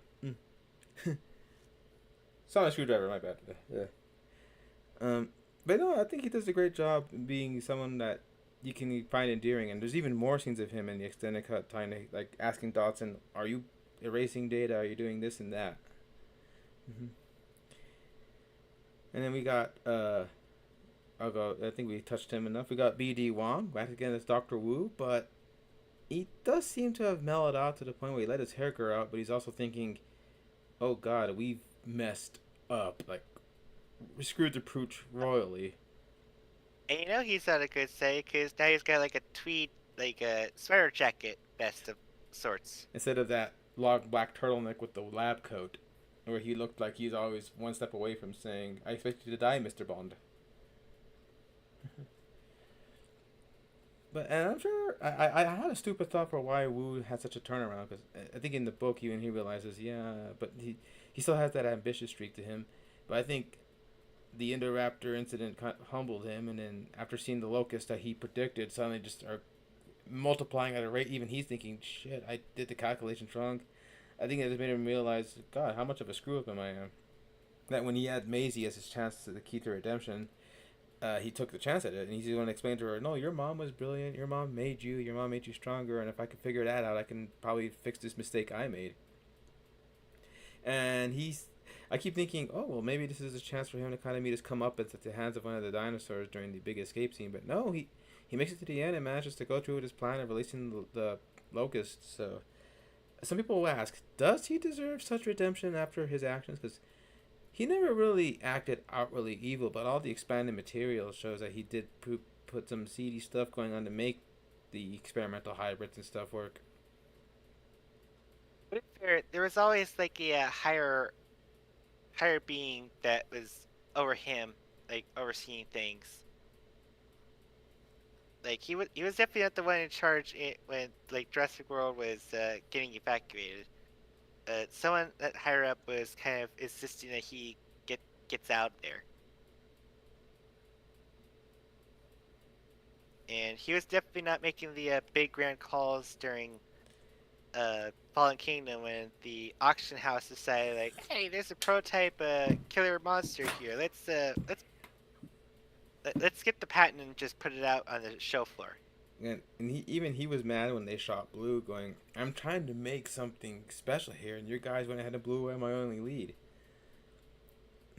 So yeah, he's understandably upset in that movie, but here he is going like, "Oh man, I've messed up," and I Especially, well, to be fair, when you're facing a huge possibility that like it's not just like rogue animals just like shifting societal norms, because like it's basically like having a zoo like let loose its animals. Like of course it's gonna get a little bit wild and hasty, but it's not like a huge thing that's gonna affect years and years of everything. This problem will eventually be sorted out. But then there's a problem that's gonna be like, oh, if we don't deal with this right now, we are fucking cooked. and even Dotson is dismissing his worries too. Like, oh, you're being over dramatic. We'll be able to make this work. But he's going, no, no, no, no, no. These guys are not dying. They're mutating. They're getting more out of control. They're going to be everywhere.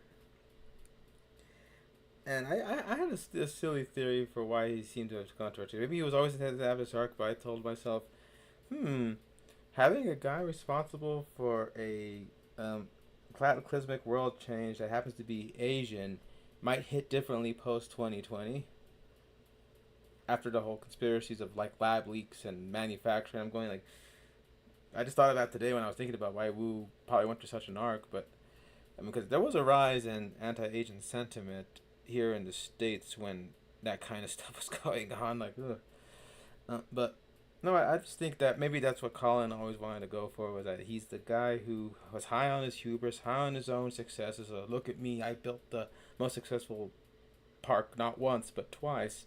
With science, like dominion over science. But as Ian said in his speech, we don't have dominion over nature. We're actually subject to it. So I think Wu got that humbling fact when he, realized that his creations were run amok even worse than just causing trouble for a park or a mansion or something. But he did that. I feel like the real world connection is probably Complete like coincidence.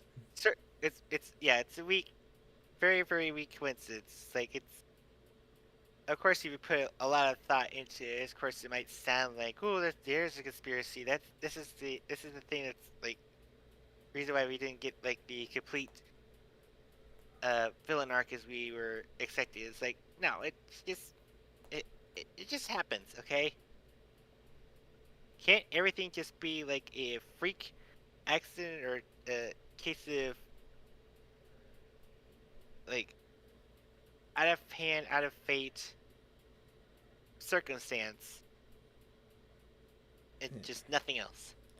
Mm-hmm. But yeah, do you think he deserved a redemption? Is the question. I think I understand there's an arc being present here, so maybe it felt more natural once you watch all of them. But then again, he never really was an overt bad guy when he was talking down Ian about how, hey, you expect an island full of girl dinosaurs to suddenly make eggs? Exactly. Yeah. And then we got to round out our seedy underbelly of the underworld. We got the Malta scenes involving the poacher Rain Delacourt, played by Scott Hayes, and Sonia Santos, who feels like she walked right out of Fast and the Furious, or even Mission Impossible. So let's say she looked like she was like out of one of the Mission Impossible movies. I think probably like the fourth or fifth. Looks a hell of a lot like the assassin girl from the Ghost Protocol. Yeah. You know, the Uh, one that gets yeeted out of the Dubai Tower window. Dishan Lockman played Santos, Australian actress, I might add. But yeah, but the thing is that they're just starting to make obstacles for Owen to punch. Rain Delacourt especially being. I mean, this guy must have been pitched as a big bad earlier because every Lego set had a Rain Delacourt at some point in the Jurassic World. I mean, you got a Rain Delacourt in the Velociraptor capture, which is the little truck with blue. You got a Rain Delacourt in the Atrociraptor market, and a Rain Delacourt in the T Rex break. I was like, they must have really been banking on this guy to be like the big bad, and he gets like taken out by Bay Dinos of all things. He gotta get screwed in the build up in the theatrical ones. He's just Like there, he's and then just he is kind of there. Then he kidnaps a kid, and it's like, oh, and then Owen makes a big deal. It's like, oh yeah, this the prick of a poacher that's always like taking our dinos, always being a pain in my ass. Now he just took our kid. I was like, oh, okay, that kind of would have been nice to see you butting heads with them before and this then the happened, theatrical but cut, and uh, extended cut gives us a scene where they steal the Parasaurolophus from him. he was actually kind of being a little bit sick to try to play off. He's like, well, you see here, I am being subsidized by the CIA to kind of take these analysts in to kind of lead them away to be controlled. And I was like, huh, that's funny.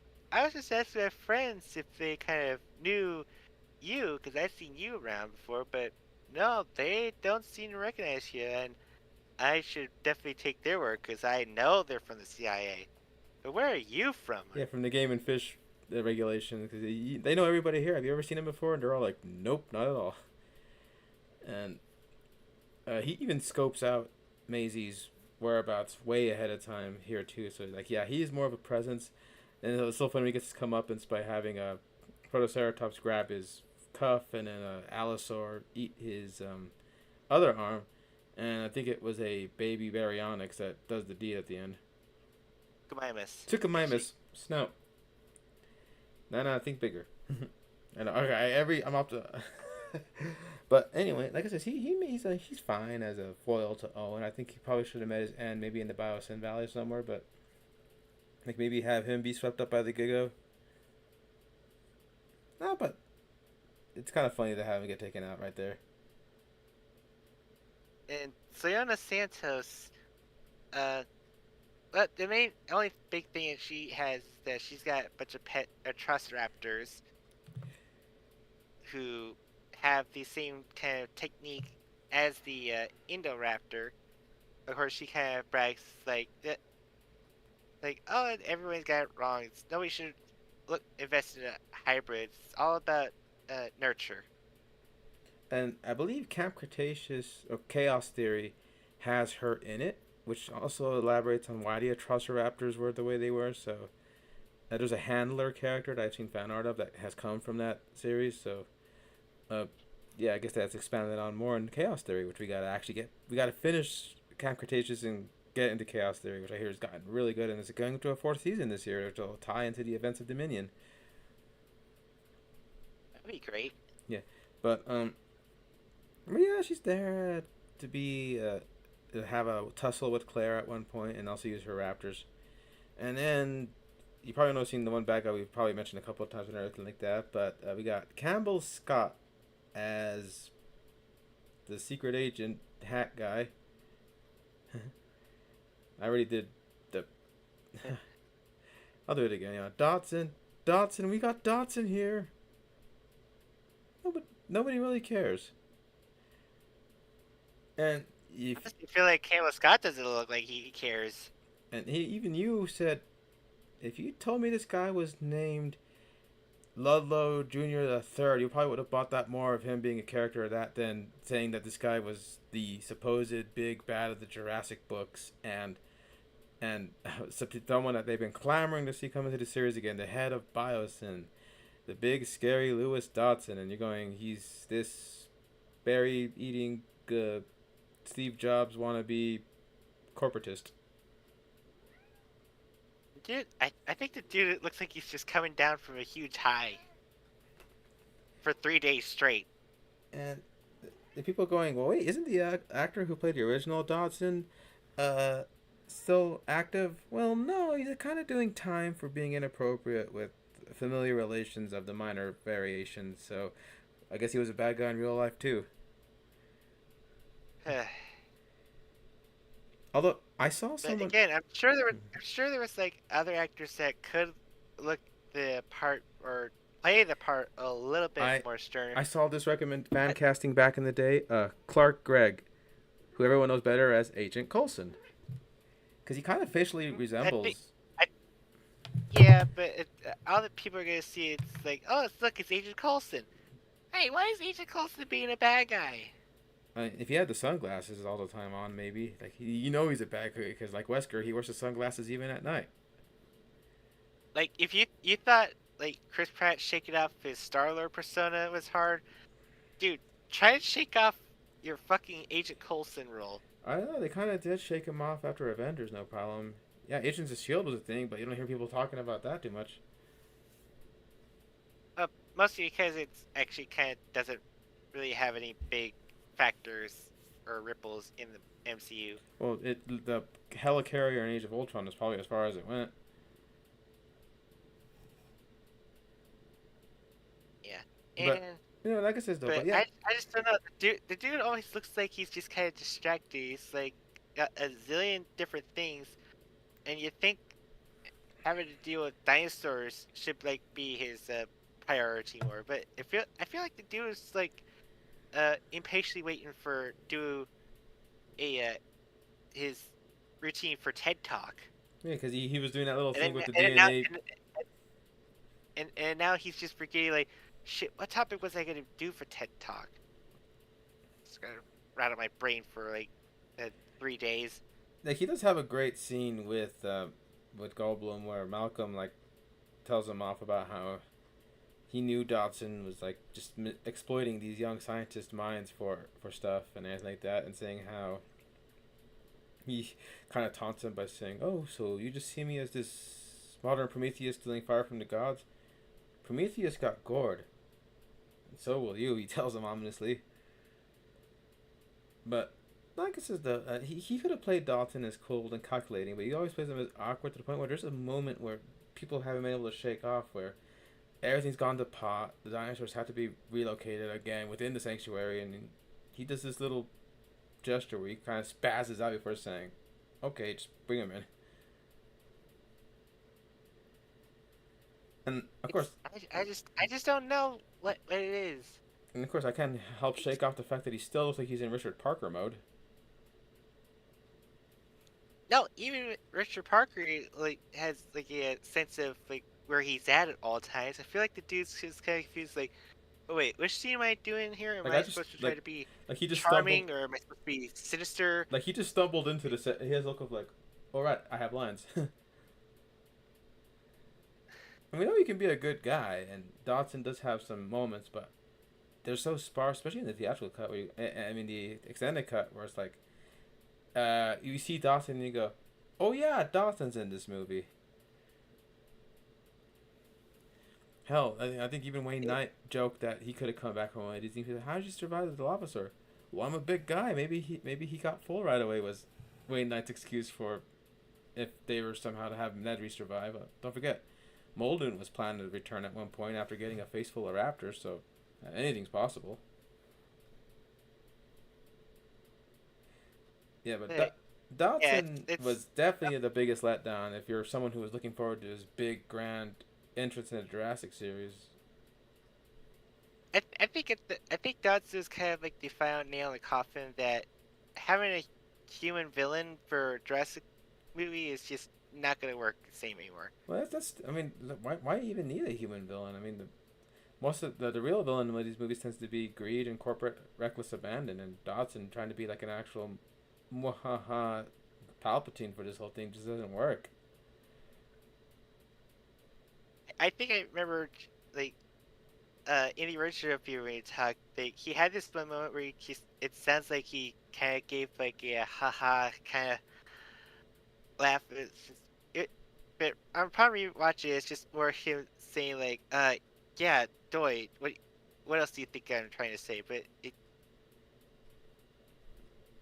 I don't know. It's weird. It's so fucking weird every time he shows up. Hey, we first even see him in a frickin' press conference thing when they're explaining how the dinosaurs are being wrapped up by biosyn, and you see Dodson saying like, "We are committed," and I'm like, "That's that's Dodson." Mm-hmm. It's like I hate to say it, but when you make Elon Musk of all people look a little bit more sane and coerce in Coherent. conversation, you really fucked up in your performance. Yeah, I think they were going for like eccentric Steve Jobs, but they just got. We don't know what to do with this character, but we slapped a familiar name on him anyway, so he's obligated to be here. I think the only memorable scene he does have is his end at the hands of the Dilophosaur, which is just that for the poetic irony of that's how Nedry went out. Right down to having the same Barbasol can, which cute Easter egg, but how the hell did you know that he could find that? Or if it was still Camp viable? Cretaceous season 3, I think. Mm. But yeah, but like, so I guess Nedry was right. Dodson is here, but nobody Nobody cares. cares. Or And why would you? Consider the fact that we got actual big showstoppers, the legends coming back. so of course, back after his little one day in a court hearing, in a Senate hearing scene, we now have Jeff Goldblum back as Dr. Malcolm and giving us the full Malcolm experience, where he's talking about transforming human consciousness, about how we hold the future. I mean, I'm going like, yep, that sounds like one of Ian's books. To the point, I think Trevorrow mentioned that's Crichton style writing for Ian's big lectures. Maybe we should definitely say that like Ian Malcolm is just pretty much just like an unintentional self-insert for Michael Crichton. And he still tries to make the moves on Ellie, which is all part of his play to like look like they're actually doing espionage, helping her. But he's still doing like, oh, look at you, feel your hands, and look at me, and to the point I think Alan's not in on the jokes. Because Alan, he really thinks, is this guy really trying to make the moves on Ellie again after 30 years? I mean, like we don't know what happened with Sarah Harding, so is, is he famously quoted once like, "Oh yeah, looking for the next ex Mrs. Mrs. Malcolm." Malcolm. Yeah. So it's he does get to play serious with Ian when he has to actually go into hero mode, like having to save them from a Dimetrodon, um, death by Dimetrodon inside the mines, where he decides to take a jeep and drive into the park, even though he thought like, yeah, I had enough of being chased by dinosaurs already, but he's thinking, no, I'll do it again for these guys, and he still gets to make funny remarks about like Owen and. Wouldn't it be funny if Hmm, Wouldn't it be funny if before that the fucking Jeep commercial from the Fallen Kingdom actually happened? or, like if he was driving on the way to the mines and Rex, he just noticed him and he's like, uh oh, and he's telling the jeep, must go faster, must go There, faster. let's go faster. I don't know. I kind of wish that did happen, but maybe that would have been a little too fan servicey. But yeah, he did have I did tell Jonesy, I swear up and down that he typed in inadvertently the same code numbers as Ramsey does to actually open the lock. I think Ramsey opened it for him, but yeah. But Ian saved the day. They even make a big Jurassic Park song when he does it. Dun dun dun dun. But yeah, and he even I do gets. know you have a big dissatisfaction with the music, where it's like every 5 minutes with these guys, they'll be blaring the Jurassic Park theme. No, but they don't. You're like, But they don't. okay, enough already. But they don't play the whole theme. Is my big disappointment. They don't go full force. They tease it so much. And but like I said though, Ian's great, but he does have a. When we talk about the Giganotosaurus, he does have a big, rectum clenching scene that happens. Oh yeah, I bet you $1 million every fan that was watching this movie the first time, when he saw him stake that burning locust on a stick and hold it up nice and slow for Giganotosaurus as the other characters have to run and flee away from it. You go, no, they wouldn't. They wouldn't fucking do this to us. Thankfully, they didn't. Nice misdirect. But yeah. So Goldblum's Goldblum. He's great.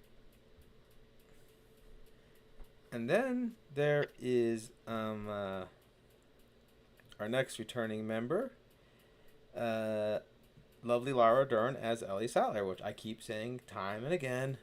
That woman does not age, or she ages super gracefully that it's barely noticeable. She's probably like the real life Bulma Briefs. Except for the fact that she's not, like, turns out she's using the Dragon Balls to constantly make slight alterations to herself. But still, looks great. And she's gone taking them instead of being the support character. She's actually the one driving the thrust of "I gotta save the world" with this ecological disaster stuff. Because she's the one that's been tracking the locust. She's the one that brings Alan into the fold. She's the one that communicated with Ian after he slid into her DMs. Which Alan is like, "What does that even mean?" Old man moment for Alan. Which I feel like it's kind of. I feel like it's warranted that she kind of gets like the main lead energy, especially since Ian had that with the Lost World and Alan was In three. soloing it mostly for 3. And Jurassic Park kind of had like a nice balance of most of them, although Ian kind of got sidelined by being chucked into the bathroom and left to do the infamous pose for the internet to always gawk and moon swooning at. And then But here she's. I feel like this is definitely the to me is Ellie Sattler's movie starring alongside Sam and Ian. oh yeah, she's definitely takes charge, and she has to deal with the bugs thing. My favorite part is when she's telling Alan, "Okay, we got the bugs out. Just go in there." Like, what? Just grab it. Right there, grab it. It's like, grab it. It's like, huh? On top of that, I though, thought you wanted to get us. I thought you wanted a little sample of it. and it's great. Laura Dern still has that fun with puppets. Like when she goes to see the Microceratops inside the baby Triceratops at the park, she's all playing with it, like hello. She's all saying, like tracking and saying, "You never get used to this." I thought it was a Sinoceratops. Cineceratops, yeah. But it was so cute to see her play with the puppet. I think Laura Dern just loves messing with Muppets all the time.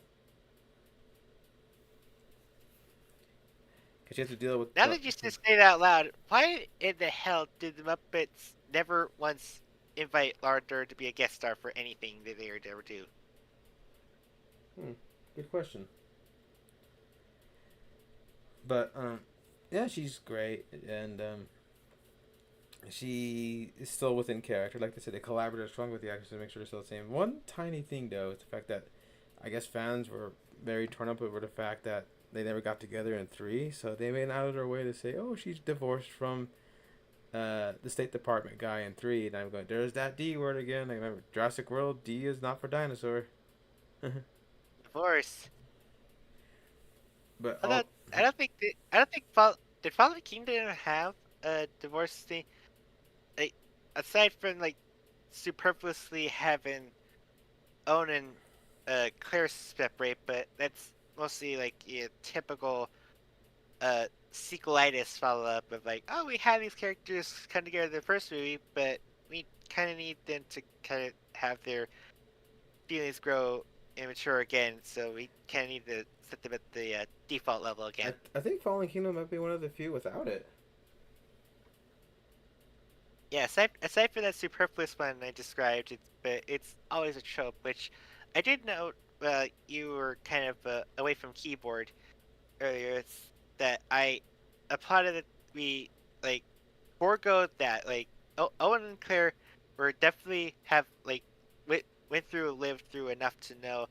Okay, like it's not about us anymore. It's about this kid that we gotta look out for, and we like quite frankly, I see you handle the shaking off the Indoraptor, pierce your leg like that. In 10 minutes, you're just standing on the rooftop in the middle of soaping rain, banging the metal grates with the gun.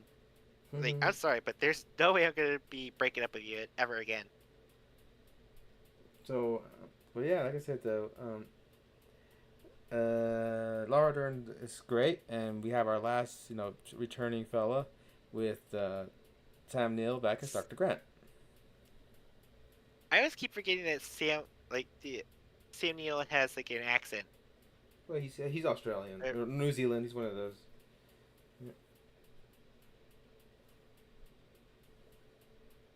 But it feels like he just literally slipped back into the role effortlessly. Although this, Effortlessly. although this is the oldest he has looked in the series of all the guys. He's like Harrison Ford and Force Awakens. Where you go, did you have a stint on Twin Sons or what? I don't know. I think Harrison looked a lot older as Han Solo. Oh God, even Indiana Jones in Dial of Destiny. Like you thought he looked old in Kingdom of the Crystal Skull. Whew! Well, Like he was even joking in that movie. It's like, what the hell am I doing? I'm scaling a side of rock in the canyon, like miles and miles away from home. And I'm literally like reaching to my 80s for God's sakes. What the funny hell am and I doing? funny enough, he didn't look super old as General Ross. In fact, if anything, he probably looked younger. Well, I guess shaving off the stash does make you kind of look younger. I guess. Well, I should know. But yeah, like I said though, Sam Neill does work, but it's kind of funny how of the three, I think Grant is the most clueless. He's just thinking like, I just want to be back in my hole, digging and stuff. But although he has to point out how most people these days really don't give a flying hoot for paleontology these days. Especially with the Gen Z who kind of reacts like, why are we even digging up dinosaurs? Haven't they always just been around forever? Yeah. And you can see the pain in Sam's eyes going like, no, they haven't been. They weren't around when I was a kid. You guys are just like scoffing it off like it's your TikTok trends or And whatever. she says they've been around since the 90s. Ugh, And but the way they said it just kind of made me feel like a dinosaur. uh, God. that scene wasn't in the theatrical. It kind of just had the girls giggling while Alan was talking about the whole paleontology thing, and they kind of just leave them be. But they added the whole scene of them saying, "Why are we doing this? This is a dinosaur, and it's a T Rex in the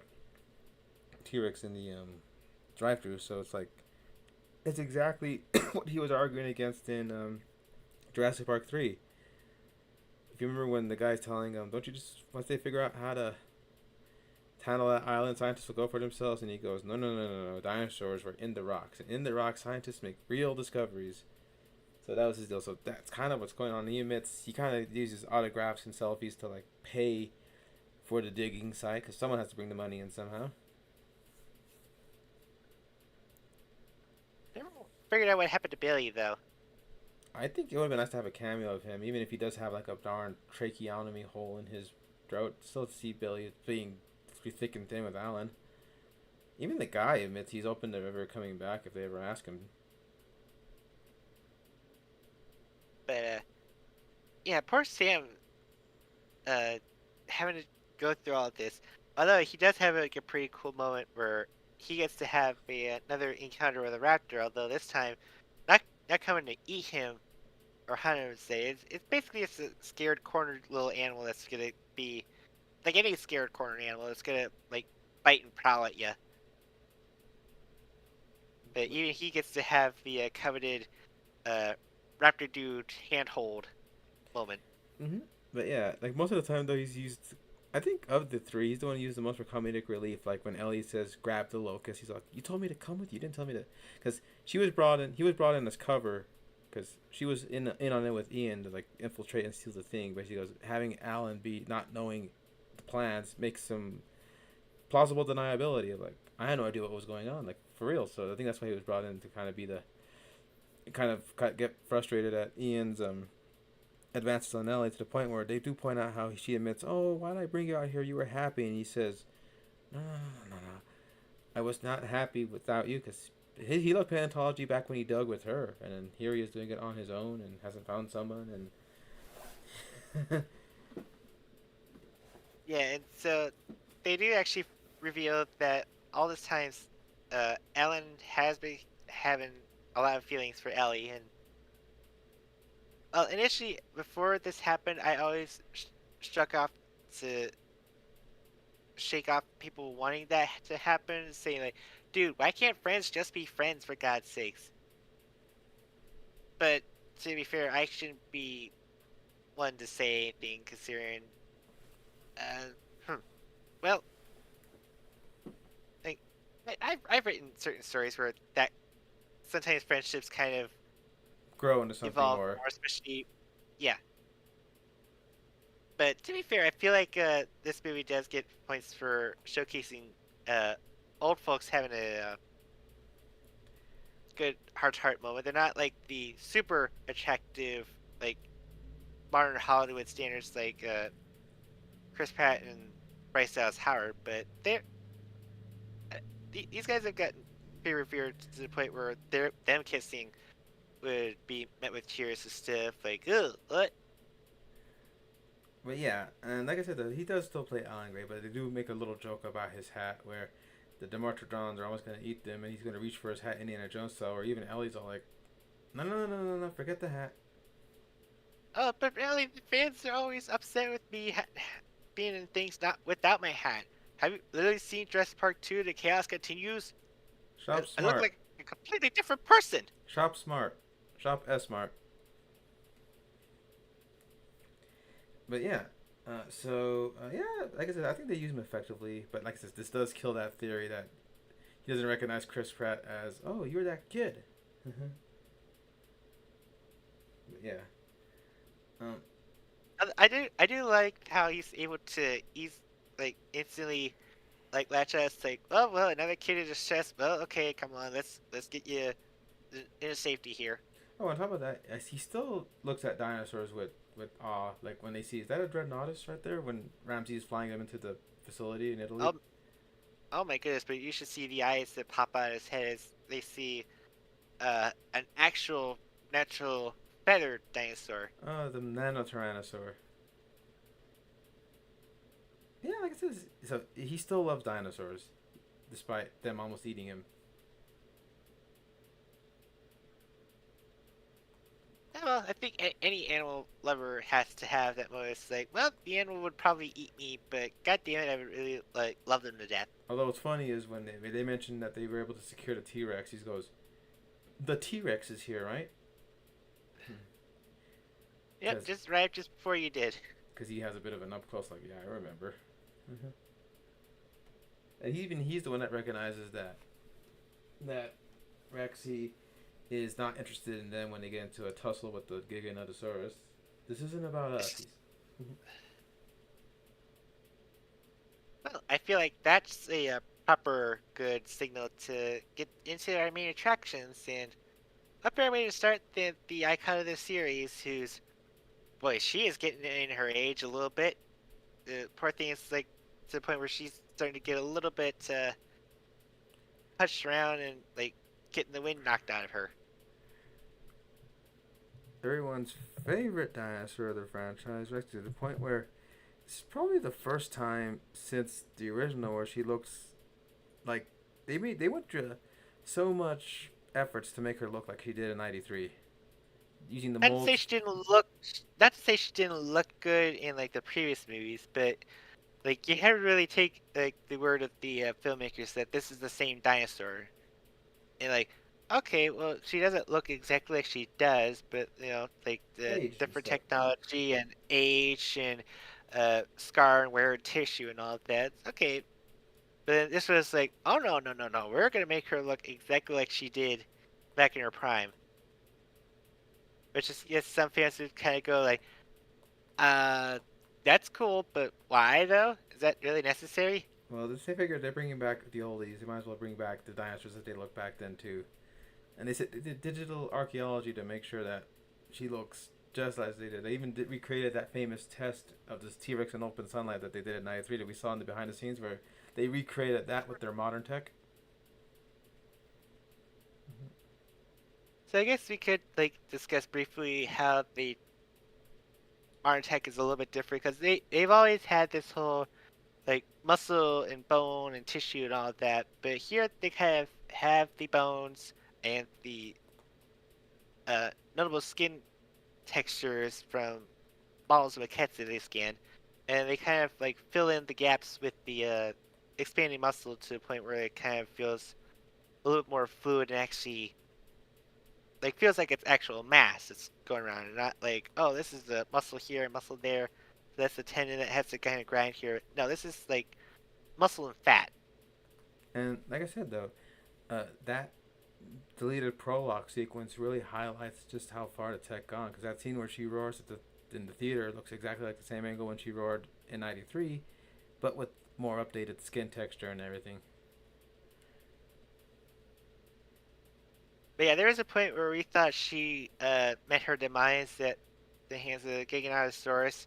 The point where she's kind of like laying down for a good while, and you think like, oh man, is she really like out of it now? And just some fans just like, well, she's been around for like 20 years, for goodness sakes. Of course, she's probably, and she's been like harboring a lot of scars from the Velociraptors, from Ingrid, from the whole incident with the lava-riddled Isla Nublar. Like the girl's seen a lot of shit. Mm-hmm. That's not even counting all the cartoons and spin-offs and all that. Oh yes. So, but yeah, like I said though, what's funny is that they think they play into her being a scavenger when she tries to eat a deer that was killed, only to have that kill be taken by the Giganotosaurus with a playful nip. Well, they play more of a warning of like, this is my turf, and rather than go into a fight, she's like, well, I guess it's yours then. They do a cute little cheeky thing where she walks right into a circular decoration that Bios in that makes it look like she's recreating the Jurassic logo, but with flesh instead of bone. Which makes you wonder, like, why for the logo for Dominion, why they didn't just like have that. An IMAX poster did actually, where it says "See it in IMAX" and it's that circular logo, but with the Rexy. It's kidding. But yeah, we actually get to see her great descendant, Feathery, I might add, before her demise and mosquito DNA thing in the prologue sequence. And not only that, but we also got to see her interact with apparently the Buck and the Doe from uh, Lost World, who were picked up from Isa Sorna, put in a biosyn. Oh yeah, but where's Junior? Uh, okay, what we as we stated before, it's definitely not the one that died in the third movie. That That was the was bull. like a completely different one.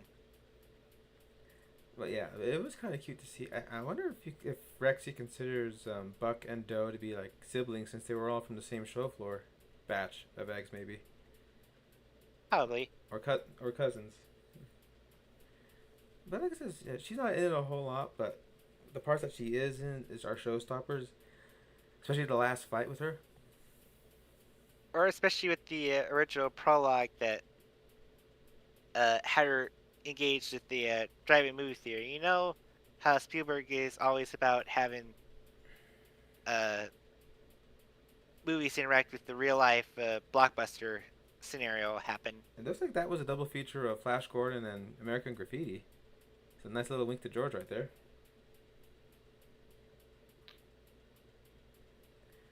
But yeah, so Rexy's still good, and we also have another returning girl who's here for a high bye. But in this case, you're thankful she's kind of not in the thrust of the main adventure. Yeah, Blue. I just didn't want her involved because when the advertising happened, she was always showcased just mostly around the snow and nothing else. And I just always had this like really distinct bad gut feeling that something bad was gonna happen to her. Like she was probably gonna have like a big final stand or something, and she would have to die. Because it always happens, especially when you have like your poster saying the epic conclusion to the Jurassic era, the end of an era, and all that. Yeah, spoilers for a movie that just came out recently, but was considered the final chapter of its thing. When I noticed that Ving Rhames only had one scene where he's looking at Ethan all the time, I kept thinking, is Luther going to be okay for the rest of this movie? And if you've seen the movie, you know the answer to that. I'm not going to go into more details, but sometimes advertising can give you a hint where you're like, I've only seen him in this one scene. I don't know if that's good or bad.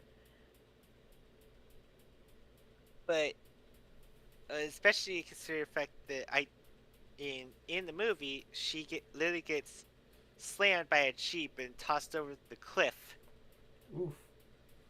and I thought, oh my god, no, no, I'm not gonna do her dirty like that. We're not going to drop a But bridge on then I know her. Yeah, we're that not. that wouldn't happen considering the fact that there was a scene in the trailer that showed her uh barking and snarling at Owen to get Beta back. At least we didn't drop a bridge on her, so her last words are "Oh my." After two generations met,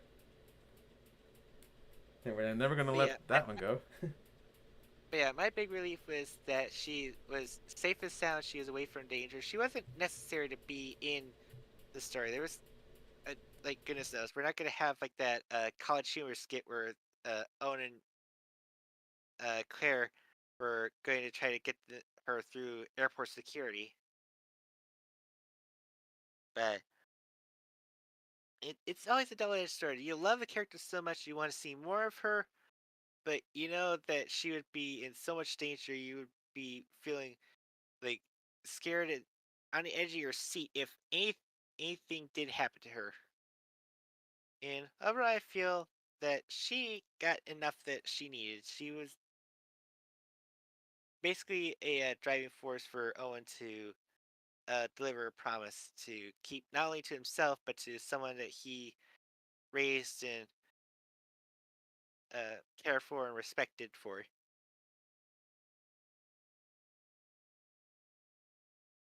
But I definitely tell you this. I feel like for the alternate universe one, I feel like Blue should be able to go, and for most of the part, she would kind of keep herself in disguise, like keeping herself face covered and all that, and then only reveal herself when like things get skyrocket out of control. But we'll see how that goes if I ever get around to doing that. But yeah, so while Jonesy's trying to do something here, I can see him on the screen here behind the scenes, but I don't know what he's trying to do.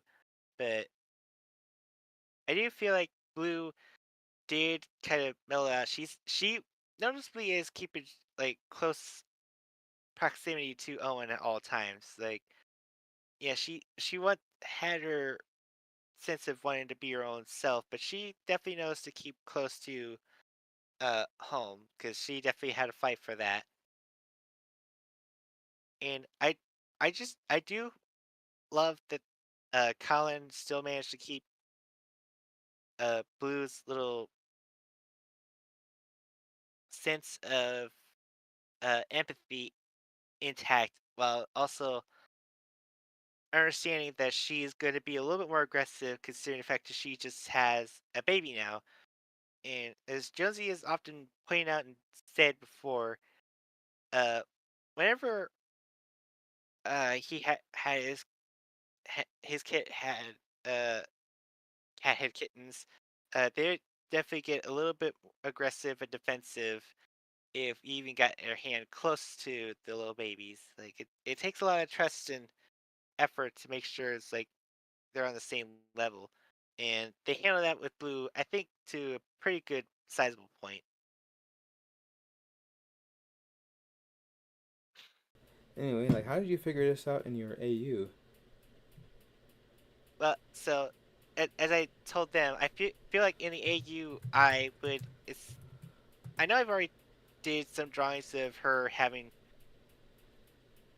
thank Owen for bringing her daughter back, but I feel like in the AU I would write that she would actually go with Owen and Claire, but mostly she would have to keep herself in disguise because like a gray skinned human going around like in a place like Malta, that's gonna raise some eyebrows. Oh yeah. But yeah, I feel like I've already touched a good portion on Blue, so I So guess we let's go could on talk to about the Baby her Blue little was daughter. Baby Blue was such a hit in Fallen Kingdom that they couldn't let that those Grogu bucks go. Clearly not. It's funny when the she appeared initially in the trailer. There was no names given to her. I gave her a affectionately named her Azure. Like the color.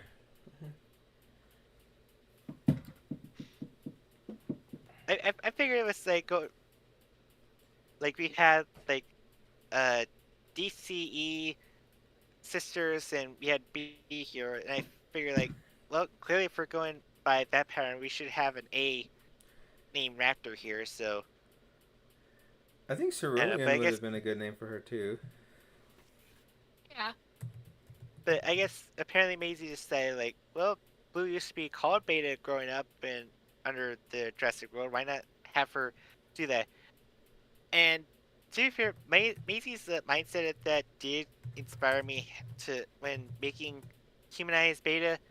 That she really idolizes her mom's younger years so much that she dresses up as her and has found her dog tags of basically her aunts and her mom in collected capacity and is always happy to wear and adore them.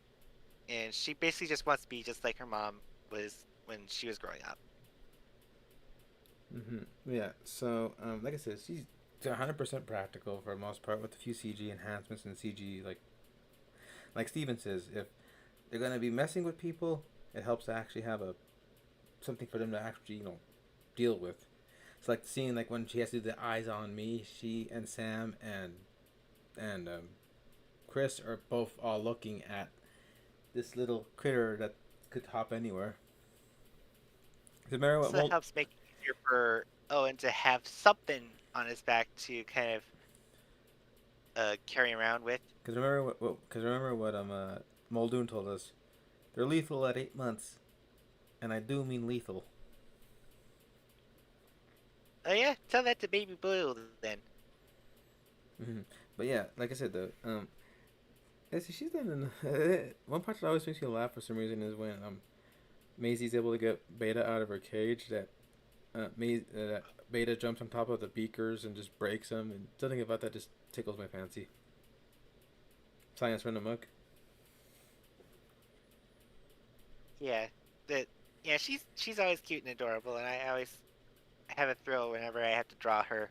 Oh, but one great scene is when we find that Blue is living in a bus and she's calling for help. She's looking like, "Where's that little baby hiding?" She's like looking over nervously. You can see the concern in Blue's face, and Beta pops up, and every time Blue is running, you see Beta trying to mimic the exact like calls and turns as her mom. Oh yeah, you. I do love that. At first, you think that their prey is gonna be the rabbit, but no, they're keeping steady for like the letting the small prey weed out the bigger one, Yeah, so like which of course Beta attacks the fox, which I don't know. I thought it was a pretty good, clever hunter tactics. Like never go for the small fries, always wait for the big ones to get caught unawares. in the extended cut, some unfortunate hunters thought they could make sport of the baby raptor, which only pissed off Blue even more. Oh yes, which yeah, that of all the scenes that you had to cut that one. That pisses off Derek so badly. Although, one little cute Easter egg in that is right before she tackles the fox, and Blue is teaching her how to stalk. They actually play a xylophone version of the Raptor theme from the Lost World game, which is the Oh, of same. course, because Michael's still attached to doing the music, of course, isn't he? Yep. So yeah, I missed it the first time, but when I heard it again, I went, "Oh my god, it's the Raptor theme!" But done in almost a cutesy way. Um, but yeah, like this beta works. Now we do have She's cute. She's adorable. now we do have a lot of Enough said. a lot of what I like to call cameo sources because there's a lot of blink and you miss it dinosaurs because they boasted having the most species in the single movie, but that's because a lot of them only have a bunch of high buys. Yeah, there's so many dinosaurs in this. We can't even be able to discuss all of them. We could quickly go over that we see the Stegos come back again with the practical like head mounts and all that, which is good. Where was the Stego again? Wasn't Stego kind of like at the one of the Oh, layovers at the for Dino Ellie and Preservation place, yeah. yeah, Uh, before Sam and Ellie got to the actual Biosyn headquarters? and we have compies, which um you know they're always make a welcome return. I think they were in cages, just like the one that Ludlow had at the black market. Um, the Carnotaurus, I think it might be the same Carnotaurus from Fallen Kingdom. Although he's kind of a one horn short, it looks like. Oof, he must have gone into a fight with somebody. Well, if they're running Dino fight clubs, maybe they have a fight club with the big ones for like gladiator death matches. I'd pay so much money to see Carno fight a Spinosaurus in that, and that's the reason why Carney is one horn short. Ooh, and then the Allosaurus that's in that cage too. I think it might be the very same Allosaurus that attacked that big rock because he only got a few arrows to the eyes before he decided to say, you know what, I'm out of here. And And of course, Moira is always a pleasure to see. She only gets her big. I like to call it like a lost episode of Deadliest Catch. mm-hmm, she only has two whole scenes. That scene where I think you said you can't blame her. The poor thing is trained that any crane hanging over water is food. Like, hey, thing, food. Yeah, because she ate the poor guy hanging from the helicopter. She ate the shark hanging over Zara and the pterodactyl hanging over her water. She just has a Pavlovian response of like, so when you see the guys pulling out the the catch of crabs, and all of a sudden the mosasaur just goes kaboom. Can you blame her? But she's not just a violent eating machine that just eats and makes baby with mosasauruses. She actually does seem to have a kinship with the whales. There's this beautiful scene during the ending montage where you see all the animals living alongside nature, and you see like humpbacks doing a little dance, and you can see Moira kind of just swimming around, and like if she sees them as like, hey, these guys are like me. You look just like me, except your teeth are kind of weird. What are they? Yet hairbrushes for teeth? What's up with that? And like we mentioned before, the Dilo makes its long way to return because even Trevorrow pointed out how fans were asking, when are you going to bring back the dinos? Because all they had was the little cameo in the hologram form. Well, not just bring back one Dinosaurus, but they got literally a trifecta of them. Oh, and there was a cameo sound of a Dilophosaurus in Fallen Kingdom when the poor nervous tech was trying to lock the door. You hear the bushes rustle, you hear the little whoop, whoop, whoop noise.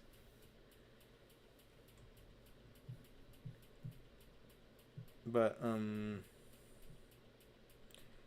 But yeah, it's always good to have the officers do their iconic kill streak and on top of moment. that, it's a practical Dilo. They wanted to make sure. They said the original one was the only practical dinosaur in the first movie, so they wanted to honor that tradition with the way they made this one.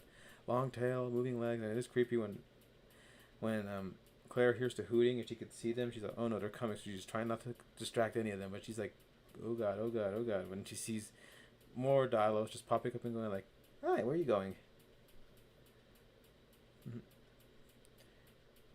But They do get a great yeah, scare moment when Dalton is locked in the tubes and he's trying to find a way out, and the fog keeps lighting up, and then at one point you see the shape of the dialogue before the fan goes up, and then they all attack him inside the monorail. Where he has a funny, stupid last line of telling them, "What's your story?" before they start just spitting at him. Like I'm sure we laughed at the behind the scenes of like the effects guys made this stuff that you put in milkshakes and colored it to look like gooey saliva spit, and they put that mixture in these pretty much blow darts, and they all got to spit at Campbell Scott's face multiple takes. Ian's finally showed up. Oh hi Ian, you're fine, you're fine. We're still going along just fine. Yeah, we're just gonna discuss the multi standouts. Like the Suchomimus, we touched briefly on poor Delacorte's fate there. And then the Microceratus, which is Kayla's little pet, which is funny how that thing just you know decapitates an Oviraptor like nothing. I don't know why, but it always every time it cuts to him, it always looks like he's got like this old man face, like kind of like got the jowls and the little like round nose. It's almost kind of like an old dog, almost. Why do I imagine that he would talk like General Iroh from Avatar? And Smack's here too. Yay! Um, but yeah, like I said though, what was I saying? Oh yeah, it'd be funny to imagine uh, that thing talking like Mako playing General Iroh in Avatar: The Last Airbender. You got in my way. But the big standouts of the Malta sequence are the Atrociraptors, which all have different colors of every raptor we've ever seen. Because there's one that's a tiger stripe, one that's a pale ghost type, just kind of like the one from 3, and I think Big the other, Mala, and I think like the other one was Todd. brown. I think the other one was brown, but yeah, it was so cool to see Yeah. them. And then we said that uh, so Sonia decided to say that they're trained through nurturing, so they knew they follow that same concept of give them a high pitch frequency target with a laser, and they will hunt after it, just like the Indoraptor did. So I'm guessing word spread fast about the Indoraptor, and everybody thought, "Hey, that's a good idea. We should make ours." So that's the whole point of Wu saying when Mills said, you'll make more," and Wu said, "So will Oh, they." they, I don't think he was just talking about making more Rippers, but also like the same tech. But for being so vicious and relentless, they aren't that smart. They sure run into frying pans and tripping hazards like crazy in this movie. when you're trained to attack one thing, everything else is kind of second precedent. Tunnel vision. But man, do they have a good manner to run an entire town chasing a motorcycle of all things. Oh, also to point out, that sequence also highlights that I guessing after hearing complaints about only bad guys getting snarfed, there's a lot of collateral damages from dinosaurs in this one. Including poor Seth that was uh, literally a contest winner I of all think things. on a scooter, and I would assume because they have this focus on this one random dude on the scooter just driving when an Allosaurus just comes in and just yoinks him, and because I think when Omaze did their whole donate for charity thing, the top donor winner was going to be you get a role in Jurassic World to be eaten by a dinosaur, not even a quick cut. No, you're going to be straight up like, oh, that's me. So I remember Chris Pratt was advertising that donate for charity, and you might get a chance to be eaten by a dinosaur. Which in normal circumstances would be kind of like no, I don't want to donate. I'll be fine. I don't just keep that away from me. So there were two main winners, and I think one of them was one of the poachers that got eaten by the Allosaurus when it popped out, the Carnotaurus when it popped out of the cage, and the other one was the Allosaur. But what was funny though, like I said though, was The berries unit, a lot of them get wiped out by the Atrociraptors. That Ian wishes he could have did that and would have been food for dinos. But yeah, I was saying though the yeah, you see some regular people buy it from dinosaurs, so I guess that takes away from the stigma of, oh, they were only eating bad guys. Yeah, we definitely shook that off. Thank God. But I think the big appeal aside from the nostalgic uh old guard coming back was the fact that they definitely, especially from the prologue that got played for that through the Fast and Furious movies, that they definitely wanted to bring the feather dinosaurs into the fold. Well, because they actually got a new dino advisor who is one of the more leading, current paleontology guys that had written books that are more widely peer accepted and everything and stuff. And he was able to find out that they weren't 100% feathered, but they weren't 100% scaly. They used a little mix in betweens, which you kind of saw in the prologue. And this consultant, I think, pushed for the Moros Intrepidus, which is actually like a teeny tiny, almost smaller than a chicken, you know, feathery little guy. But the fact that it was roaming around and just being able to act like its own entity, it's so wild.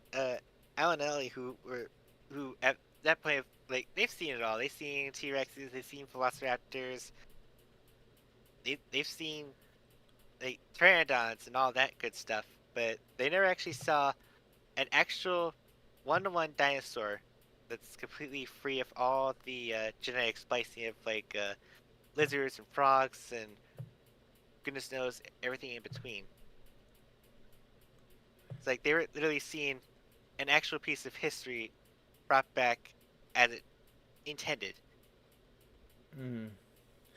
Yeah, and even Wu was proud to point out that I mean, Ramsey was proud to point out how they gave a pure strain, no genetic modification, no accelerated growth. Rather unusual, if you ask me. And you're probably quoting Captain America.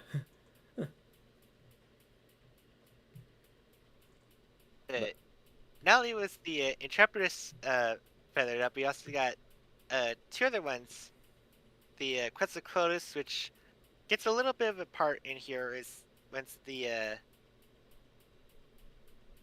automated defenses gets turned off whenever Kayla is trying to smuggle in Owen and Claire in, like even to the point where she's kind of like sass mouthing the operator on the other line. because she recognizes her, dead ass Denise.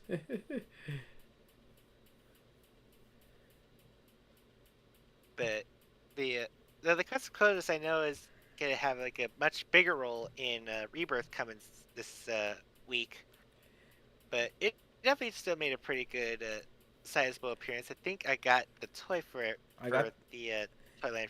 and I mean, as mentioned before, I got the Lego set, but like they mentioned, this is the biggest aerial carnivore of the genome, so that explains why it's the thing is huge. It's almost kaiju sized.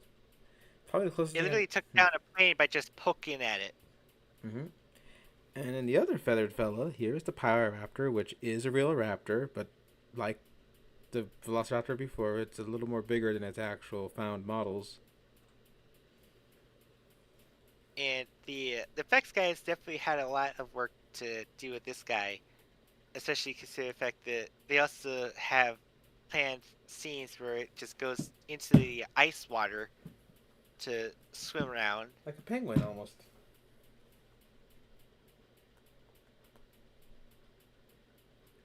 And sorry, I mean here the Discord is just pinging off left and right in one of the channels here, but uh, yeah, it was able to have like a pretty good standoff against Owen and Kayla, and it, it's one of the instances where a dinosaur only has like one single moment, but that moment is like so ingrained that I was literally able to just see in my mind's eye to get the look of it for the thumbnail. Oh my god! Like yeah, I think it's the Okay, so full disclosure, the new dinosaurs are the one that Derica drew. That I pretty much used 100% to model them. Like kind of like Dr. Wu said, these are pure strain uh, dinosaurs because the T Rex and Giganoto I actually had to draw from other sources, but I didn't want to give her too much to put into one thumbnail. I thought like you just put all the parts that specialize, and she's able to put a lot of detail um into the Pyroraptor here. It was a lot of fun to color because of all the detailing. I think like Therizinosaurus and Dimetrodon are 100% your lines.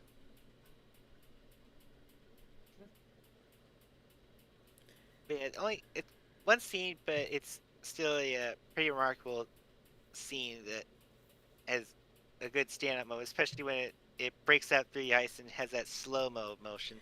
Although the coloring of the feathers and everything, don't you think it looks a little bit like a parrot? Maybe that was the intention. It's like, what if a parrot decided to just go rogue? Yeah, I guess he did not want a cracker at all. On this going Ian says, have you heard how Quetzalcoatlus supposedly sounded in real life? probably terrifying.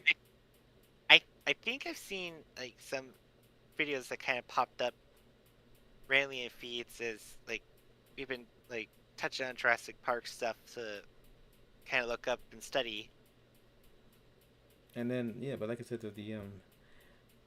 it's a shame the power wasn't used more in Dominion. But I heard once again, Chaos Theory has a very good use of Power Raptors in it. You're just teasing me for a good time. I just thank fucking God you got the deal with Netflix to watch this stuff again. And then the other dinos that caught people's eyes are okay. Now I know some dino nerds in the thing are gonna go actually with this, but technically Dimetrodons are not dinosaurs. They're uh, almost more closely related to mammals, but they're still very reptilian.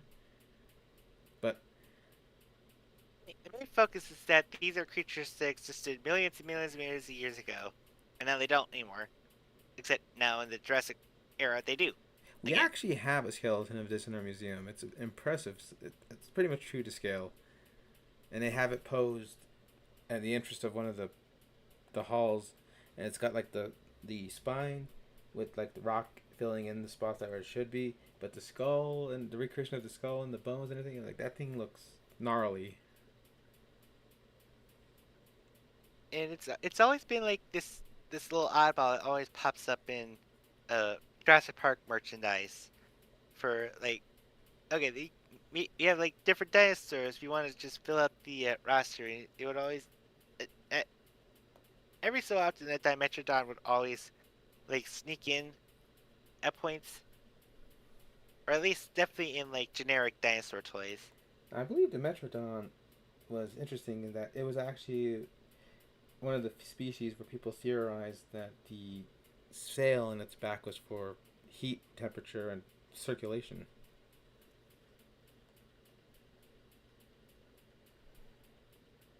And for okay, that's this is also yet another good practical effect is the fact that they have it's basically like a man in a suit kind of effect, but they don't make it look like it's a man in a suit kind of effect. Like if anything, it'd be like if Anguirus had like a bit more, if Anguirus or Baragon had like way more budget into making the suits look actually good instead of just being wrinkled and easily to just like squash and mold. What's funny is that the actual if you look at the behind the scenes, the actual actors puppeteers arms can be seen behind the arms of the Metroodon, but they used digital cover up to like take away the arms, so you're seeing a practical rar, and it is rather tense. I think they did kill a person in the past because you found some bones in the mines, and they quote Poe, bones. I don't like bones, and 3PO goes, bones. Never a good sign. And it says either way, it was cool to see Danny the Dimetrodon. It was in the first movie's Toyland and the JP Redemption comic. Oh God, JP Redemption. Somebody, please, please, Patreon Lewis to cover it. If not, I'll be the one to send him money to say, talk about this horrible Jurassic book. The art will make you rage on principle alone. Like, have you even seen art from that book? Yeah, I've always wanted to try to revisit Clayton Fiordi discussing Jurassic Park comics, but I feel like every time I look, it always just kind of points me to like, no, look at the Return of Jurassic Park comics. It's like, okay, but I definitely know there's another series of comics where a certain someone decided, you know what we should do? Make Jurassic Park be viable again. But they don't have as much charisma as Ronnie would. You might go, I'm not going to show it on screen, but for your personal edification, that's a megalosaur, supposedly.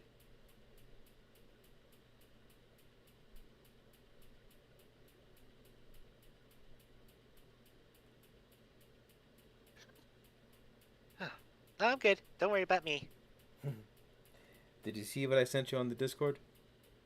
Oh, right, I should probably look at that.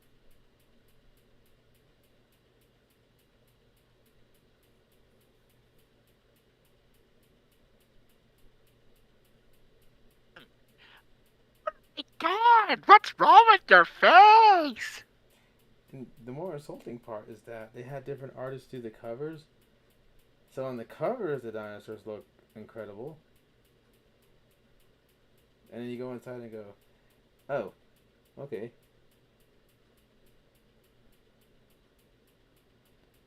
Oh, Ian says it's awful. All the dinosaurs look the same. Seriously, the Mosasaurus looks like the Velociraptors. like, look, that's supposedly a Carnotaurus, but it's obviously the same model with horns. Look at. Oh, come on. This is like looking at old school Hollywood dinosaur. Yeah, like I said, This is a Jurassic Park comic. I'm looking at a Carnosaur comic. oh my This is god, a like, Carnosaur comic. You can't again, convince me otherwise. this is worthy of Lewis covering in a future atop the fourth wall. Worthy. Somebody, please, out there, if you have the means to get it to his attention. I gotta hear his thoughts on this, because I love hearing his thoughts on Godzilla Kingdom of Monsters. If anything, it would be probably the first time we hear him talking about Jurassic Park. Hopefully, maybe to get him to like his checkpoint round through of going through his few scenes. But eventually, it would probably be like great classic. Then second is like it's okay. It's a little bit meaty, but I like the third part. The the third movie is like very underrated. I understand why people kind of didn't like it. It's like not as whimsical and all that, but it's the third Jurassic Park movie. You kind of expected what you're getting at. Jurassic Road, it's all right. I feel like there's a little bit more, way too much CGI investment in this, but to be fair, they definitely do have characters and the dynamic Nah, between I think Lewis. the Raptors and Owen worked out. Nah, I think And Lewis wouldn't caused have. me to. Sorry. I don't think I Lewis would feel like have you would anything have nice to a say about pretty more. Dominion. No. To be fair, I feel like he'd have way more nicer things to say compared to something like Rise of Skywalker. Which is he? The day when that video drops. Well, you know what that means when he drops a Star Wars video. He gets another weird messages from email, Twitter, Star Wars guy. But Has he brought it up in his videos? Every time he talks to anything Star Wars, there's this one obsessive guy who comes out to woodwork every 3 years to talk about it to him. I I saw feel him. like he's kind of tucked in his blue sky. That's where I found it. Yeah. But uh, Oh, yeah. So where were we? oh Oh yeah, yes. we talked about Dimensions. Yeah. Pretty Okay. good. So then now we got the big bad because every dinosaur has to movie has to have an even bigger, badder thing. Thankfully, not a hybrid this time. Although if you ask paleo nerds, they might have mixed up an Acrocanthosaurus for a Giganotosaurus. But I think this one definitely kind of disappointed a lot of folks, especially if they were listening to hearsay of like the behind the scenes hype for it. They always say this is like the Joker of the the dinosaur kingdom, and not aside from like the prologue, nothing about that really screams that. Oh yeah, this guy is just going out looking for trouble. Well, if anything, it just showed how much of a natural animal he was. He's the first dinosaur, big dinosaur in a while that acted like just this is my territory rather than being a homicidal maniac like say Indominus or even the Spino. I do love the little detail that it's so big that its tails can't be like held up like most other predators like Spinos or T-Rex or even the Indominus. Like no, it's big enough that the tail will sometimes like droop down and like drag on the ground. Ooh. Yeah, like how most kids initially thought how dinosaur tails would uh be presented. Alright. I think that the Beastie Beast dinosaur that we have in our museum is kind of slightly related to a Giganoto. More T Rex than Giganoto, but yeah. Sorry, I was just looking up some local dinosaur stuff, but yeah. What's funny is they gave this one way more crocodilian features. Its back, it has like this almost crocodilian, you know, texture and these big spines, which kind of make it look like Acrocanthosaurus. And you said before, this is the creature that got the balance between practical effect with the mostly the head and its body, and the CGI elements implemented in seamlessly for its legs and arms. And it's bloody huge. This thing is massive. Well, I did hear rumors that some of um, Indominus's genome had Giganata in it for her size. So when the Giganata actually appears, you do hear a reprise of the Indominus theme when Owen and Grant say "Don't move." Which it only struck me when we were watching the extended edition. Like, okay, so Jurassic World got shut down because they created this hybrid freaking nature because they wanted something bigger, badder, cooler looking. And I'm looking at Dominion and going like, did they not have the answer right there the entire time? What the hell? In fact, I would have liked it if the Giganotosaurus is actually not an engine creation, but maybe Biosyn or some other tech startup firm's attempt of saying, "Oh, you guys got T Rex. Let's make something, like almost like a carnivore arms race."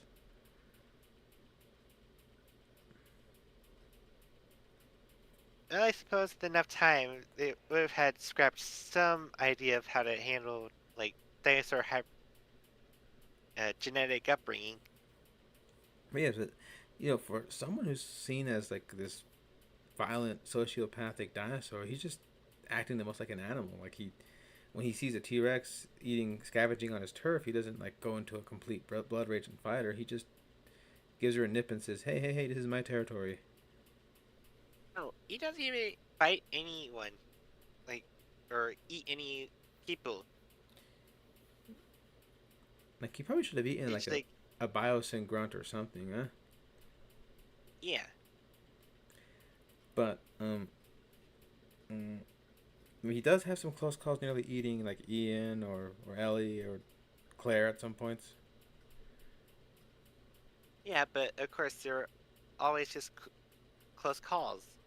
Or to the point where Owen is literally like going up to its face and stabbing it with the little dagger. Actually, when you think about it, poor Giganoto, he has a body count of 0. Like, and he didn't kill any dinosaurs. He didn't kill any. The most he did was eat a deer that someone else had already killed. So, the guy was just minding his own business when the other dinosaurs decided to gang bust him and fight him. Speaking of the other member of that fight, we should probably talk about the other new addition that I knew made an impression on you to the point where it's one of the best drawn dinosaurs on this thumbnail. It was one of the dinosaurs I wanted to get their figure after I saw the movie. It's basically Dominion's Blue, where when I initially saw Blue in Jurassic World, like I was like so enamored with her, like I needed a toy of her. That'd Boy, be, did Hasbro drop the ball on her on that one. thank God for the Mattel doing these guys justice. She has both a super fancy Hammond collection version and a standard Dominion mainline version, which I think you got the mainline version. Mhm. But the Therizinosaurus, which is a famous dinosaur that for years before you found its full skeleton, it had like just these three massive claws, like almost Wolverine claws. That was like a very famous fossil image. For a dinosaur having that, you think it would be like yet another meat eater, another uh, carnivorous being, but nope, it's actually a herbivore. And okay, so like to say it's like the first herbivore that has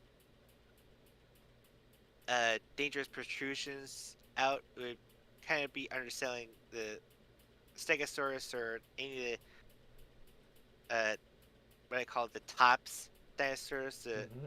Mosasaurus tops, the Sinoceratops, the Triceratops, all the other tops where they have horns and tails. But to be fair, most of those herbivores only have those as a defensive measure. This this one here, it's literally claws in its hand, and it'll literally just swipe anyone because it just feels like it. And apparently, the Therizinosaurus species of it have been found in our state too. Yeah, Ian points that out too. That's why I learned it from. Oh, because it lived in Asia, but there's some member of the species that appears in, like, I think I have seen a skeleton reconstruction of the little one because it has cousins, and some cousins are smaller than the big girl that this one was, and she's also feathered, like super feathery. She also has the blind eye, so this is definitely the one where you definitely should use the emphasis of try to keep absolutely still. What's funny though is her design and colors remind me very much of a emu or a cassowary. Even the noise she makes, the rumbling of the throat, is very much like a cassowary. She's definitely basically like the epitome of what people think of when they think of dinosaurs just being uh, giant evolved birds. And she does get final kill of the Giganoto when Rexy is nearly taken out, but then after getting a rise moment, she wakes up and headbutts the Giganoto right into a Therizinosaurus's waiting claws.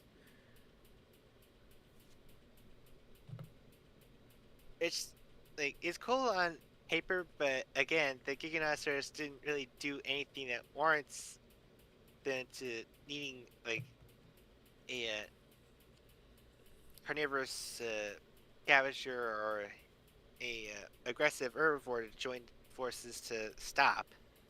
Yeah, like that's the one big thing is that they hyped up Giganoto, but he was just minding his own business. If anything, they should have just hyped up the Therizinosaurus, especially since it had the more scarier interaction with Claire. No, it killed Bambi out of nowhere. Okay, so then that's all the dinosaurs, but there's one more prehistoric creature we have not talked about yet. And we've alluded to that has been the big talking point about this whole series, to much to our chagrin. The Cretaceous locust that Doctor Wu designed.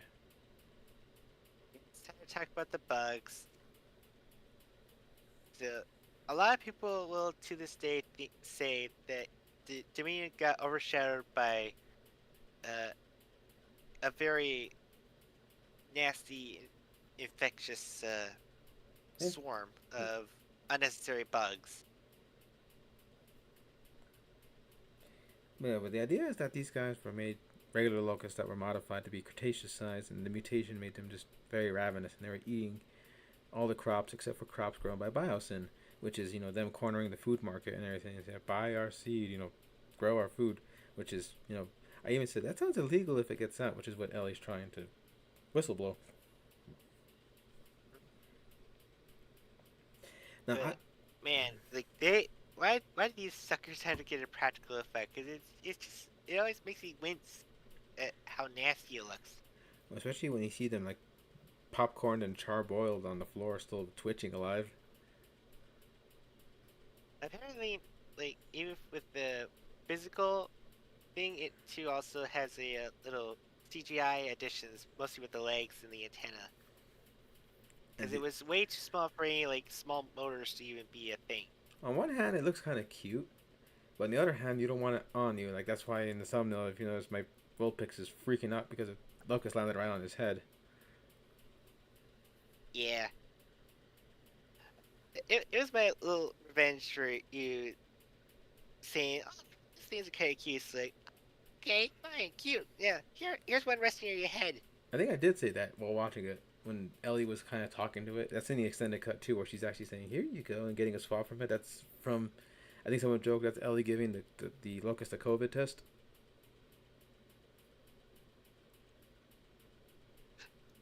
But yeah, they only it's funny. They only just pretty much have like a big scene with the farm where it freaks out a couple of farm kids.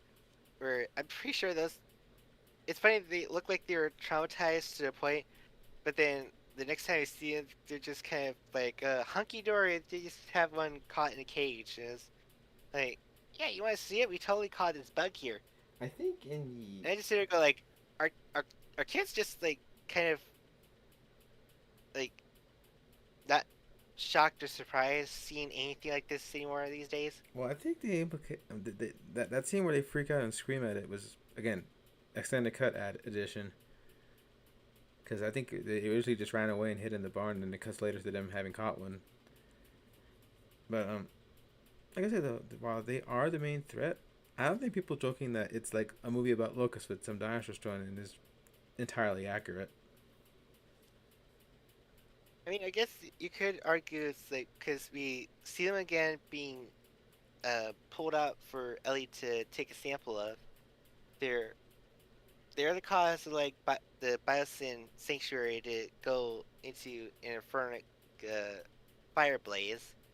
Yeah, but And hell, they even appear in Malta as being like a form of delicacy, apparently. well, bugs do have a good source of protein, so yeah. What's funny though is that they do get a really cool scene where Dawson tries to burn the evidence, but then they're still alive enough to like fly out of the smokestack, so you just see it's raining fire and bugs. Terrific.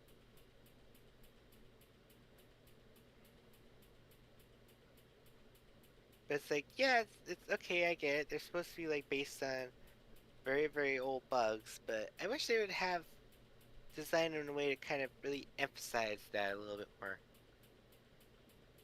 'Cause they did enough, but I feel like they could have gone a little bit harder. Yeah. Like these are supposed to be engineered to the point where like they will not touch biosyn seeds. Of course, this is gonna be like even Wu has always stated it's like you can't create something with such high propensity of like exaggerated features without the proper Corresponding traits, yeah. yeah. So it should have done like more stuff with the bugs. But at least they didn't eat anybody. I mean, maybe stupid to say, but if they went out like the scarabs and the mummy, just going to people and just that probably would have like made people go yikes.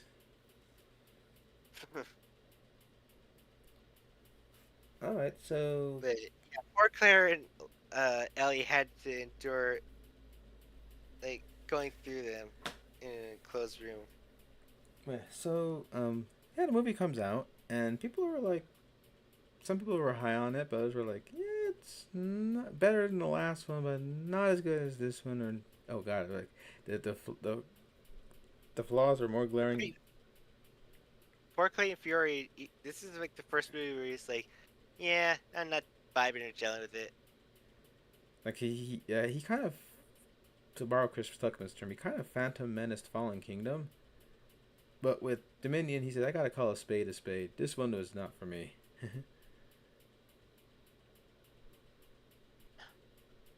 And I never heard that term before. Well, so, like, yeah, but yeah, so, like I said, though, everybody was like, this is the weakest one, this one ran out of steam, too convoluted, too overstuffed, too nostalgia baity. Is like, so it was all levied against the theatrical cut, or even Colin admits, well, I did make an even longer version that included, like, this people wondering where was that prologue you showed made us go watch Vin Diesel for. Yeah, exactly. And then, uh, for home media, the big push for that to get people to watch it again would, of course, be that it has access to the extended edition. But we've kind of covered here and there, hither and thither, between that. There are some scenes where they should have kept him in, like the extended blue scene with the hunting the hunters, or like Rain Delacourt getting a little bit more of a first impressions than initially in the theatrical one. And then there's also that some scenes where it's like, yeah, maybe they should have just like let them out, like the moment with Alan Grant with the college girls, like Or dismissing all the dinosaurs. there's way more scenes of Lewis talking to Ramsey while he just solemnly stares at him. I think, yeah, they did it enough times. We're going, yeah, I guess we get it that Ramsey's disappointed in Dodson. Hmm. And the music is kind of there.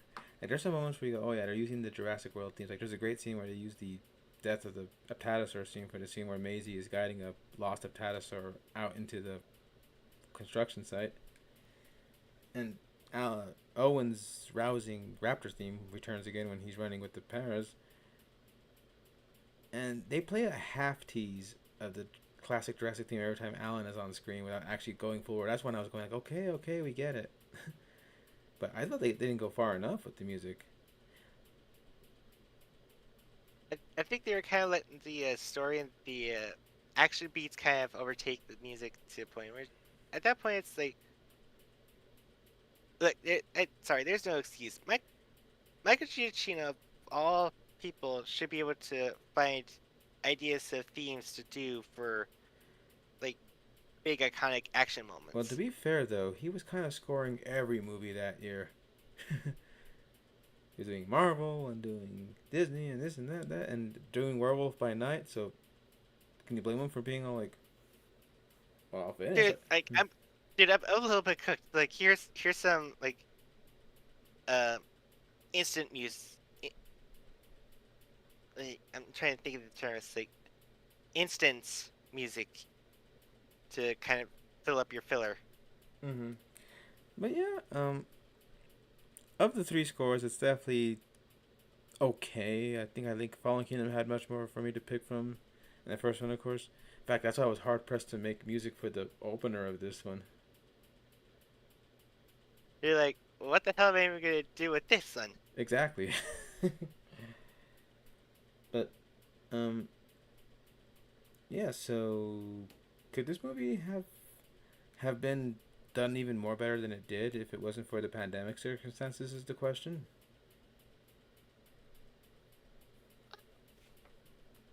Mm, maybe yes, maybe no. I feel like it like had this come out in like 2019 instead of Battle at Big Rock, where it was like on the precipice of like something like Endgame or Rise of Skywalker. I feel like this would have kind of hindered it a little bit to the whole nostalgia baiting and all that. I think it would have been eaten up by those bigger films. Oh goodness sakes, it would have. So I think in some weird way, it being a post-pandemic film kind of helped it. It was the only fish in Especially town. since especially since people wanted to see like a big blockbuster movie again, to a blockbuster of this nature, where like the effects are like at their most zenith that we feel. Because overall, I feel like the Jurassic movies as a whole don't slouch when it comes to the effects. I think the weakest parts I can point out are the herbivores in Jurassic Park 3. Remember, they're like in wide field group shots. And most of Jurassic World, but only because I feel like they could have had a little bit more polish. But we were just kind of more enamored with the fact that we were kind of back to this franchise and seeing the park being active with actual people interacting at like an actual theme park. That we kind of let it slide there a little bit, but it is noticeable even on return viewing. But like even at movies after that one, after those two, like they didn't slouch. But yeah, so like I said, the overall thoughts of this one is as a concluding chapter, like they said, they planned this for 3 movies, and it kind of does feel like it does try to wrap up stuff, but it doesn't really feel like you're playing chapter one, chapter two, chapter three with this one. It feels like, well, pandemic kind of put our backs to the wall, so this is what we're gonna do. And but I mean, I still watch it. I tend to watch the extended cut more than I do the regular cut. I feel like I would never touch the theatrical cut again. I've already made my big stance on why I feel like a finisher or conclusion movie, when it always touted as that in the advertisements, should need a little bit more breadth. If literally you need my examples to prove my point, it's look to how Endgame was well received and how Rise of Skywalker kind of kiboshed the first act so badly. But yeah, so I did see a review that said that the theatrical was bad. The extended cut is only slightly better. It's still bad, but you can see the germs of the glimmer of a good movie hidden in there. I think when it comes to the two, preferably, yeah, the theatrical extended cut is the only way to watch it.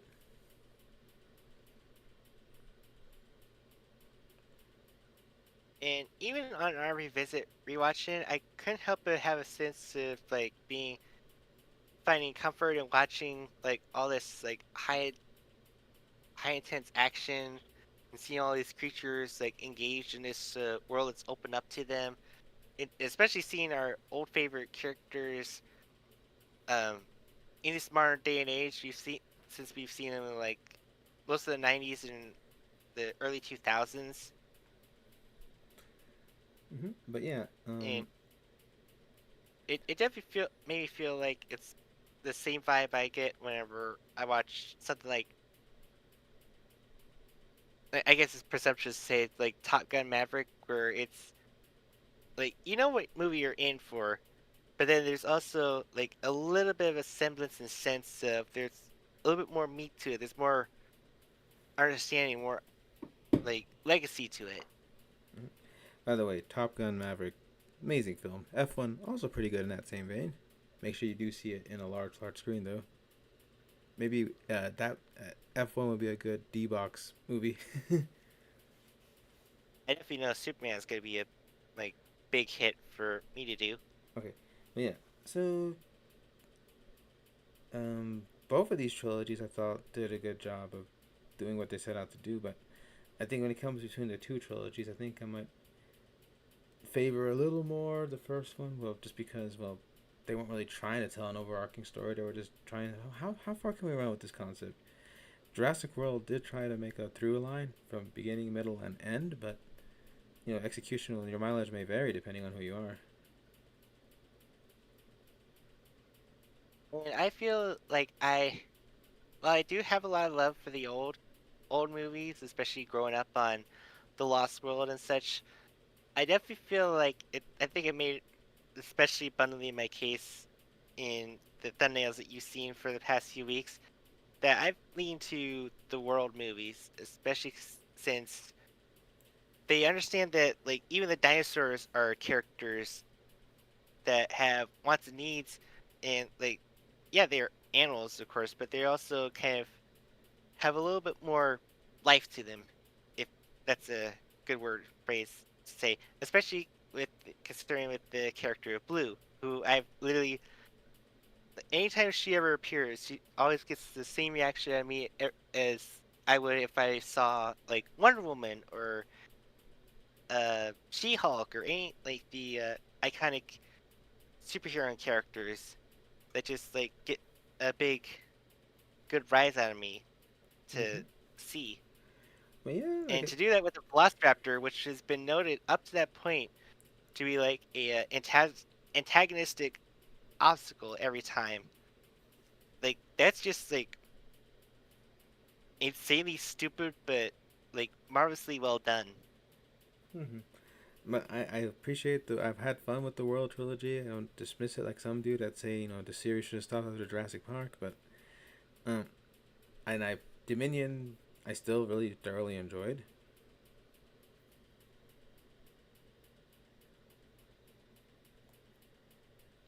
And yeah, it's revisiting these uh with you has been kind of like a nice, fun vibe. I know we've kind of been getting down to the wire, especially when we're doing these things so late at night that some of us are uh trying to keep our volumes low or keeping ourselves awake. But at the end of the day, we do love these movies. Yeah, and then We're just caught by the whimsy and wonder of seeing dinosaurs, these extinct beings. It was 65 million years ago. We've always like kind of hypothesized and dreamed of like what all these like bones and fossils that we always keep digging up. Like what these things are once living creatures. Like what could have they been like if we've been able to see them? on that note, if it had ended at Dominion, I would have been content. But the fact that we're getting another one really excites me. I mean, I'll always be there. People keep saying they keep running these into the ground, but I'll always be curious about what they'll do. I think that curiosity is what drives it. Because we get curious when we see a bone of a long neck. We get curious when we see the teeth of a T Rex. But that curiosity, I think that's why these guys will always endure. Couldn't have said it better. All right, I It's think that's my closing thoughts. So go ahead and take us out, Captain. Yeah, well, thank you all once again for joining us as we have finally wrapped up our revisit to all these movies. On behalf of myself and Jonesy, we thank you all for putting up with our fun babbling and goofs as we just enjoy the big tyrant lizards made more real and relatable. But it's not the end of our journey. So join us next time as we take our fresh look at the brand new danger as we take you to the brand new era of Jurassic franchise, the rebirth. Which we'll get to that as soon as we both see it. So we'll let you know when that is. Until then, this is Johnny Cat 79 signing off with my usual co-host Derek, aka Neon. Thank you all so much. Thank you, especially Ian and Spack. Yeah, he says your statement is very beautiful, Jonesy. Yeah, but Agree. in the end, and remember, guys, life uh, finds a way. All right, take care. Bye bye.